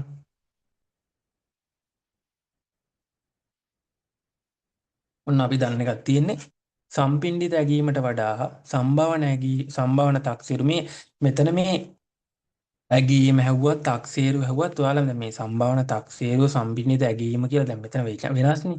ඒතොර කල්පනා කරන්න පුළුවන් අපි පොතේ තියෙන සම්භාවන ඇගීමනේ මෙතන තියෙන තක්සේරු ඒතොර වෙනස් වෙනවද නැහැ. එහෙම හිතන්න එපා. අරකම තමයි තියරේ. සම්පින්ඩිත ඇගීමට වඩා සම්භාවන තක්සේරුව ශිෂ්‍යයාට හැබැයි තක්සේරුව කියන වචනේ තියෙනවනේ අර ප්‍රතිපෝෂණ ලබා දෙන එක. ඒක ඔළුවේ තියාගන්න. සම්පින්ඩිත ඇගීමට වඩා සම්භාවන තක්සේරුව ශිෂ්‍යයාට වාසිදායක වේ. හරිනේ අපි කතා කරානේ සම්පින්ඩිත අර අවසානයේ කරන එකට වඩා ගිණුම් කියාවලිය අතරතුරදී කරන එක වාසිදායක වෙනවා. මෙම කියමන සනාථ කිරීමට කරුණු තුනක් ඉදිරිපත් කරන්න. ඒ කියන්නේ ඔයා ලියන්න ඕනේ මේ සම්භාවන නැගීමේ තියෙන වාසිය අරකට වටා. මොනවද? අර ශිෂ්‍යයාගේ දුර්වලතා නැති කරගනිමින් සංවර්ධනය වීමට උදව් ලැබේ. අනිවාර්යෙන් වෙනවනේ. සම්පින්ඩිත ඇගීමට වඩා සම්භාවන නැගීම හොඳයි කියන එකනේ. සම්පින්ඩිත ඇගීම කරන්නේ මේ ගුණ කියාවලේ අවසානයේදී. එතකොට මේ දුර්වලතා නැති කරගන්න වෙන්නේ අර සහතිකයක් ශ්‍රේණියක් ප්‍රදානය කිරීම විතරයි කරන්නේ. හැබැයි සම්භාවනයකින් සිදු කරද්දී ශිෂ්‍යයාගේ දුර්වලතා නැති කරන්න පුළුවන්. උපරිම යා සංවර්ධනය කියාවලට උපරිම සහයෝගය දෙන්න මේ සම්භාවන නැගීම. ඊට පස්සේ තියෙනවා අඛණ්ඩ කියාවලියක් බහින් දුබලතා මග නොහැරේ. එතකොට ළමයිගේ තියෙන ප්‍රශ්න එක් පළවෙනි පාර අහු නොවුණා පුතේ ඊළඟ පාර අහු වෙනවා. මොකද මේක අන්තිමට ගන්න එක නෙවෙයි. උගන්නන හැමතිස්සෙම ඉගෙනුම් කියාවල අතරතුරේ හැමතිස්සෙම කරනවා. එහෙනම් මේ අඛණ්ඩ කියාවලියක් ඒ වගේම දුබලතා මග හැරේ. ඒ නිසා මේ සම්පින්ඩිත හැකීමට වඩා සම්භාවන හැකීම හොඳයි. නේද? ශිෂ්‍යයාට තමාගේ ප්‍රගතිය ගැන ඇගීමක් ලක් කරන්න පුළුවන්. මම ඉන්න මට්ටම ගැන දැම්ම මට දැන් මට මේ යන විදියට ගියොත් නම් ලකුණු මට්ටම අඩුයි. දැන් ඔයාලම හිතන්නකෝ දැන් ඔය මෙෂර්මන්ට් පේපර් මේ සයිකල් පේපර් එහෙම ලියලා බලන්න ඔයා ඉන්න මට්ටම. එතකොට මේක අන්තිම විභාගෙ ලියනකන් ඉන්න බලන් ගියොත් ඔයාලට මේ දැනුම හදාගන්න වෙන්නේ. ලියලා බලන්න ලකුණු මට්ටම කොච්චරද කියලා. එතකොට Tamanටම තේරෙනවා මම මේකට තව මහන්සි වෙනවා. මේ කොටස තව මම පාඩම් කරන්න ඕනේ කියලා ඔයාලටම තේරෙනවා. එතකොට ඒක මේ වාසියක් තමයි මේ ශිෂ්‍යයාට තමා ඉන්න ප්‍රගතිය ගැන ඇගීමක් කරන්න පුළුවන්. මොකද්ද මේ අපි කතා කරේ? සම්පින්ඩිත ඇගීමට වඩා සම්භාවන තක්සේරුව ශිෂ්‍යයාට වාසිදායක වෙන්නේ ඇයි කියන එක. ඒක කරුණු තුනක් ඉදිරිපත් කරන්න තියෙන්නේ. මේක මේ විස්තර කරන්නත් නෑ. කරුණු තුනක් ඉදිරිපත් කරන්න විතරයි තියෙන්නේ. ඒ වගේ දේවල් ලකුණු තුනයිනේ කරුණු තුනක් දැම්මම ඇති. ඊළඟ ප්‍රශ්න බලන්න. පහශේනීය ශිෂ්‍යත්ව විභාගය නවතා දැමීමට යෝජනා කර ඇත. ශිෂ්‍යත්ව විභාගය නවත්තන්න යෝජනා කරලා තියෙනවා. ඔබ මීට එකක වන්නේද නොවන්නේද? ඔබේ මතය සනාථ කිරීමට තර්ක තුනක් කෙටියෙන් දක්වන්න. හරි. ඔයා මේකට එකඟ වෙන්න පුළුවන්, නොවෙන්න පුළුවන්. ඒක පුද්ගලවද්දයි. ඒක ලියන ළමයට අනුව මේ හිතා ගන්න වෙනස් වෙනවා. එතකොට මෙතන දැන් පහශේනීය ශිෂ්‍යත්ව විභාගය නවත්තනවා කියලා ඔයා හිතන්න කොයා ලියනවා මේකට එකඟ වෙයි කියලා. එකඟ වේ කියලා ලිව්වොත් ඔයාගේ මතය එකඟ වෙනවා කියන එක ශිෂ්‍යත්ව විභාගයේ නවත්තන එකට එකඟ වෙනවා කියලා කිව්වොත් මේක ඔප්පු කරන්න ඔයා තර්ක තුනක් ලියන්න. ඇයි එකඟ වෙන්නේ? ඔන්න මම ලියනවා එකඟ වේ කියලා.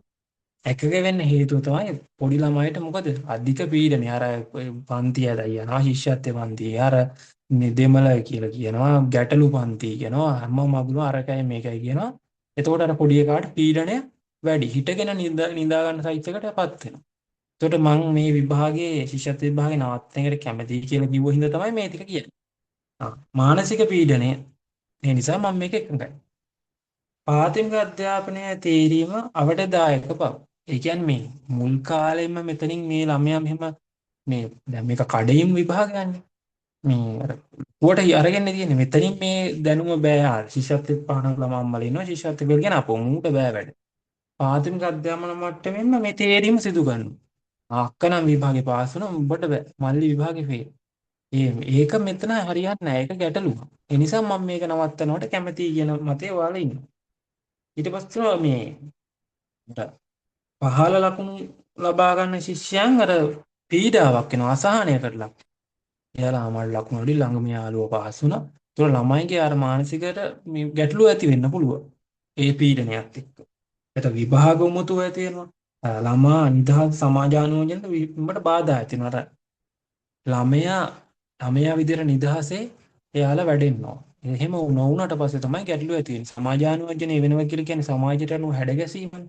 එතකොට මේ දේ වෙන්න නම් වෙන්නේ මේ පීඩනෙත් එක්ක මේ අර එකම රාමු කොටු වෙනවා ශිෂ්‍යත්ව පන්ති තමයි උඩ නිදාස් දෙක පියාගෙන නිදාගත්ත ශිෂ්‍යත්ව පන්ති තමයි පේන්නේ. ඒ නිසා මෙන්න මේ හේතු නිසා මම මේක මේ නවත්තනවට එකඟයි කියලා කියන්න පුළුවන්. දැන් ඔයාලා හදිස්සියෙන් වන් ලිව්වොත් ශිෂ්‍යත්වයෙන් දැන් ඔයාලා ශිෂ්‍යත්ව පාස් වෙච්ච කෙනෙක් අනිවාර්යෙන් ලියන්නේ මොකද? ඒක වෙන්නේ නැහැ කියලා ලියනවා. විභාගේ නවත්තන්න එපා. එහෙම ලිව්වොත් ලියන්න පුළුවන් අර හොඳ ඉස්කෝලවල වලට යන්න තියෙන chance එක නැති වෙන්න පුළුවන්. දැන් හිතන්නකෝ අර ගමේ ඉන්න ළමයා හිතන්නකෝ හොඳ පහසුකම් තියෙන යා ක්‍රීඩා කටයුතු වලට යන්න පුළුවන්, ওই සෞන්දර්ය පැත්තේ යන්න පුළුවන්. පහසුකම් නැති යන්න පුළුවන් ගමේ ඉස්කෝලේ. හැබැයි ශිෂ්‍යත්ව විභාගේ පාස් වුණොත් අර වගේ ඉස්කෝලේකට නිකම්ම යන්න පුළුවන්. නැත්තම් යන්න බෑ. අන්න ඒ ගැටලුව ඇති වෙන්න පුළුවන්. දැන් ඔයාලා එකඟ නොවේ කියන්නේ. ශිෂ්‍යත්ව විභාගේ නවත්තනකොට මම කැමති නැහැ. ඒකට හේතුව තමයි මේ පහසුකම්ලත් පාසල් වලට ඇතුළත් වීමට අවස්ථාවක් නැති වෙන. එහෙම වුණා. ඊට පස්සේ විභාග සූදානම් නිසා දැනුම හැකියාව වර්ධනය කරනවා. එතකොට මේ ළමයා පොඩි කාලේ ඉඳන්ම මේ දැනුම වැඩි කරන්න අර ඔහේම නිකම් ඉන්න බලන්නේ විභාගයේ සූදානම් පොඩි කාලේ ඉඳන්ම මේකට හුරු වෙනවා. කොහොමද සාමාන්‍ය පෙළ උසස් පෙළ විභාග තියෙනවා. ඒ නිසා මෙතන ඉඳන්ම පුරුදු වෙන එක හොඳයි කියලා කියන්න පුළුවන්. ඊට පස්සේ අනාගත විභාග ජය ගැනීමේ පෙරහුරුවක් විදිහට මේක කරන්න පුළුවන්. මේ ඔයාලා ශිෂ්‍යත්ව විභාගේ නවත්තනවට කැමති නෑ කිව්වා. හරි. දැන් ඔයාලට තේරෙන්නේ මොන විදියට ලිව්වත් ඔයාලා මේ ඔයාලා කියපු එක එකඟ වෙන්න සාක්ෂි ටිකක් ලියන්න. මේවා හිතලා ලියන්න පුළුවන් ප්‍රශ්න. දැන් ඔයාලට තේරෙනවා ඇති මේක මේ පාඩම කොච්චර ලේසිද කියලා. දැන් ඔයාලා කරන්න ඕනේ මම හැමදාම කියන වගේ පාස් පේපර් ටිකක් අරගෙන ඔය අමතක වෙන නිර්වචන විතරක් ආයෙ බලාගෙන ලියලා දැන් තක්සේරු කීමේ අනු කියලා මේක ඇහුවොත් හැමදාම වගේ ඔය දෙතුන් දෙනෙක් ඇවිල්ලා තියෙනවා. එතකොට ඒක පොලේක 10 පාරක් හරි ලියලා හරි මතක තියාගන්න. නැත්තම් පාස් පේපර් ටිකේ මේ ප්‍රශ්න ටික තෝරගෙන අවුරුදු 4ක විතර එකපාර ලියලා දාලා ඉවරයක් කරන්න. ආයෙ අමතක වෙන එක ආයෙ බල බල ලියන්න. එහෙම ලිව්වට පස්සේ ආයෙ පාඩම් කරගෙන ඉන්න කාලයක් ඕනේ නැහැ. එතකොට මේ කොටස සම්පූර්ණයෙන්ම වාට ඉවරයි. මොකද හදිස්සියෙන්වත් අර ඔයාලට වණු ප්‍රශ්නේ මම කියලා දුන්න එක ගැටලුවක් නැහැ. මම දන්නවා ඒක තේරෙන්නේ නැති කියලා. ඒක හදිස්සියෙන්වත් ඔයාලට අමාරුයි කියලා ඒ වෙලාවට හිතුණොත්. ඒක ටිකක් පැහැදිලි කරගන්න හරි අමාරුවක් හිතුණොත් මේ ප්‍රශ්නේ කොට දාලා ඉවරයක් කරගන්න පුළුවන්. ඒ නිසා මේ දෙක තුනකට ලෑස්ති වෙලා යන්න. රෙඩි පිටේ යන්න අර අපේ තව මේ ඔප්ෂන් එකක් තියෙන්න ඕන. දැන් එකම එකට මේ වල යන්න එපා. අපිට පොඩ්ඩක් වෙනස් වෙලා ආව. කියන්න බෑනේ මේ ස්ට්‍රක්චර් එකම පොඩ්ඩක් වෙනස් වෙලා ආවොත් පොඩ්ඩක් ඒ ගණන් ටිකක් අමාරු කරලා ආව. නැත්තම් ලේසි කරලා එන්නත් පුළුවන්. ඒනකොට අපි හැමදේටම සූදානම් වෙලා යන එක හොඳයි. මං හිතනවා අද මේ කියලා දීපු පාඩම් කොටස ඔයාලට පැහැදිලි වෙන්නේ නැති කියලා. මොන හරි ගැටලුවක් තියෙන කොටසක් තියෙනවා නම් තේරුම් නැති තියෙන කොටසක් තියෙනවා නම් ආයි කියලා දෙන chat එකට දාන්න පුතේ.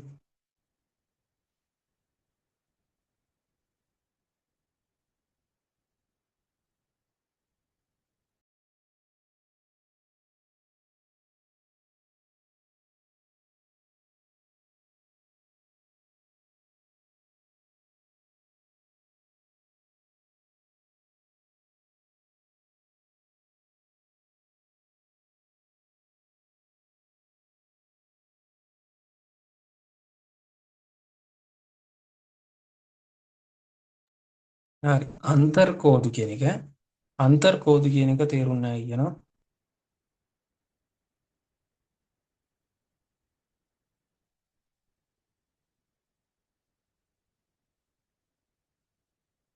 මේ තියෙන අපි මිනුම් කෝදු කතා කරා නාම කෝදුව කතා කරා නාම කෝදුවර මත තියාගන්නකො ස්ත්‍රී පුරුෂ ඒක නම් කිරීමක් විතරයි කරන්නේ සංඛ්‍යාත්මක අගයක් පවරන්නේ නැහැ කියලා කිව්වා.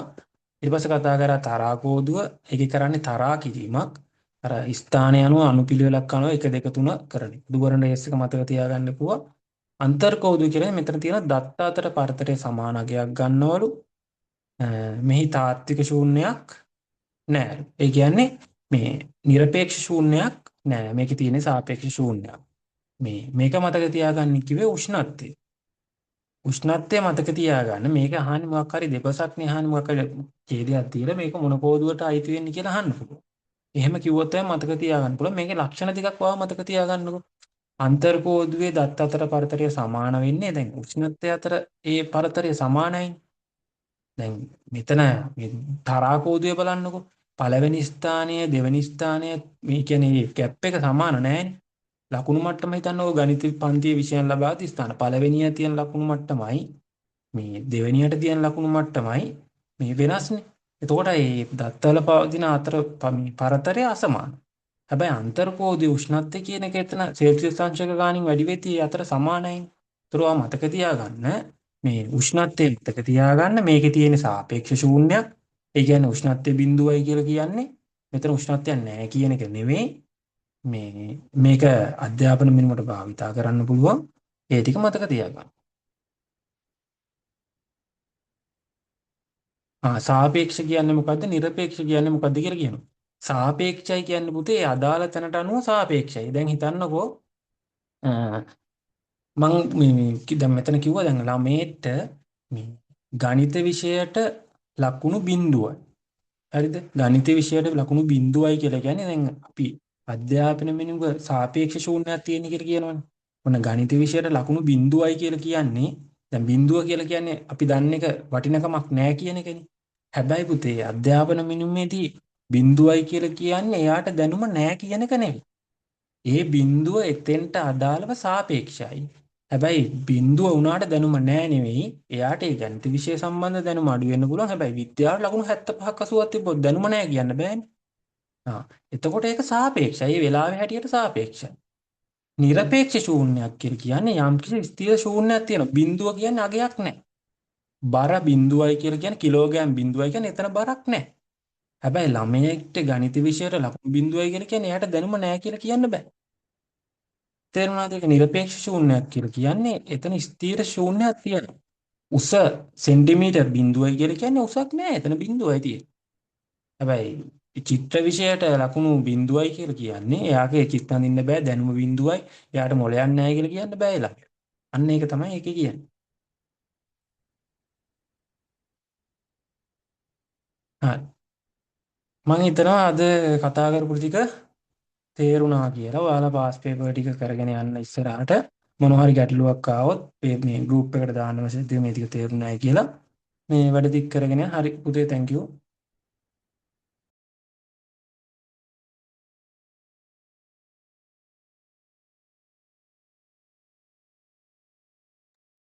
නෑ නෑ. මෙතන අහනවා මේ උස 110ක් කිව්වොත් ඒක නිරපේක්ෂද කියලා. දැන් නෑ නෑ මෙතන ඒක නිරපේක්ෂයි තමයි කියන්නේ. ඒක ස්ථිර අගයක්නේ. මෙතන මේ සාපේක්ෂ නිරපේක්ෂතාවය කියලා කියන්නේ අපි ශූන්‍යයටනේ ආදේශ කරේ. මෙතන බිඳුවට තමයි ආදේශ කරේ.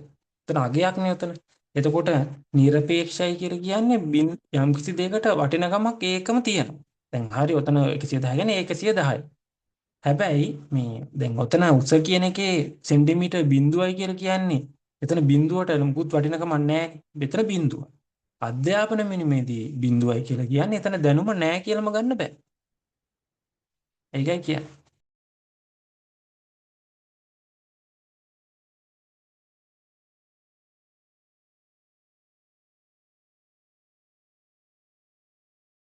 හරි පුතේ හැමෝටම thank you සම්බන්ධ වුණාට.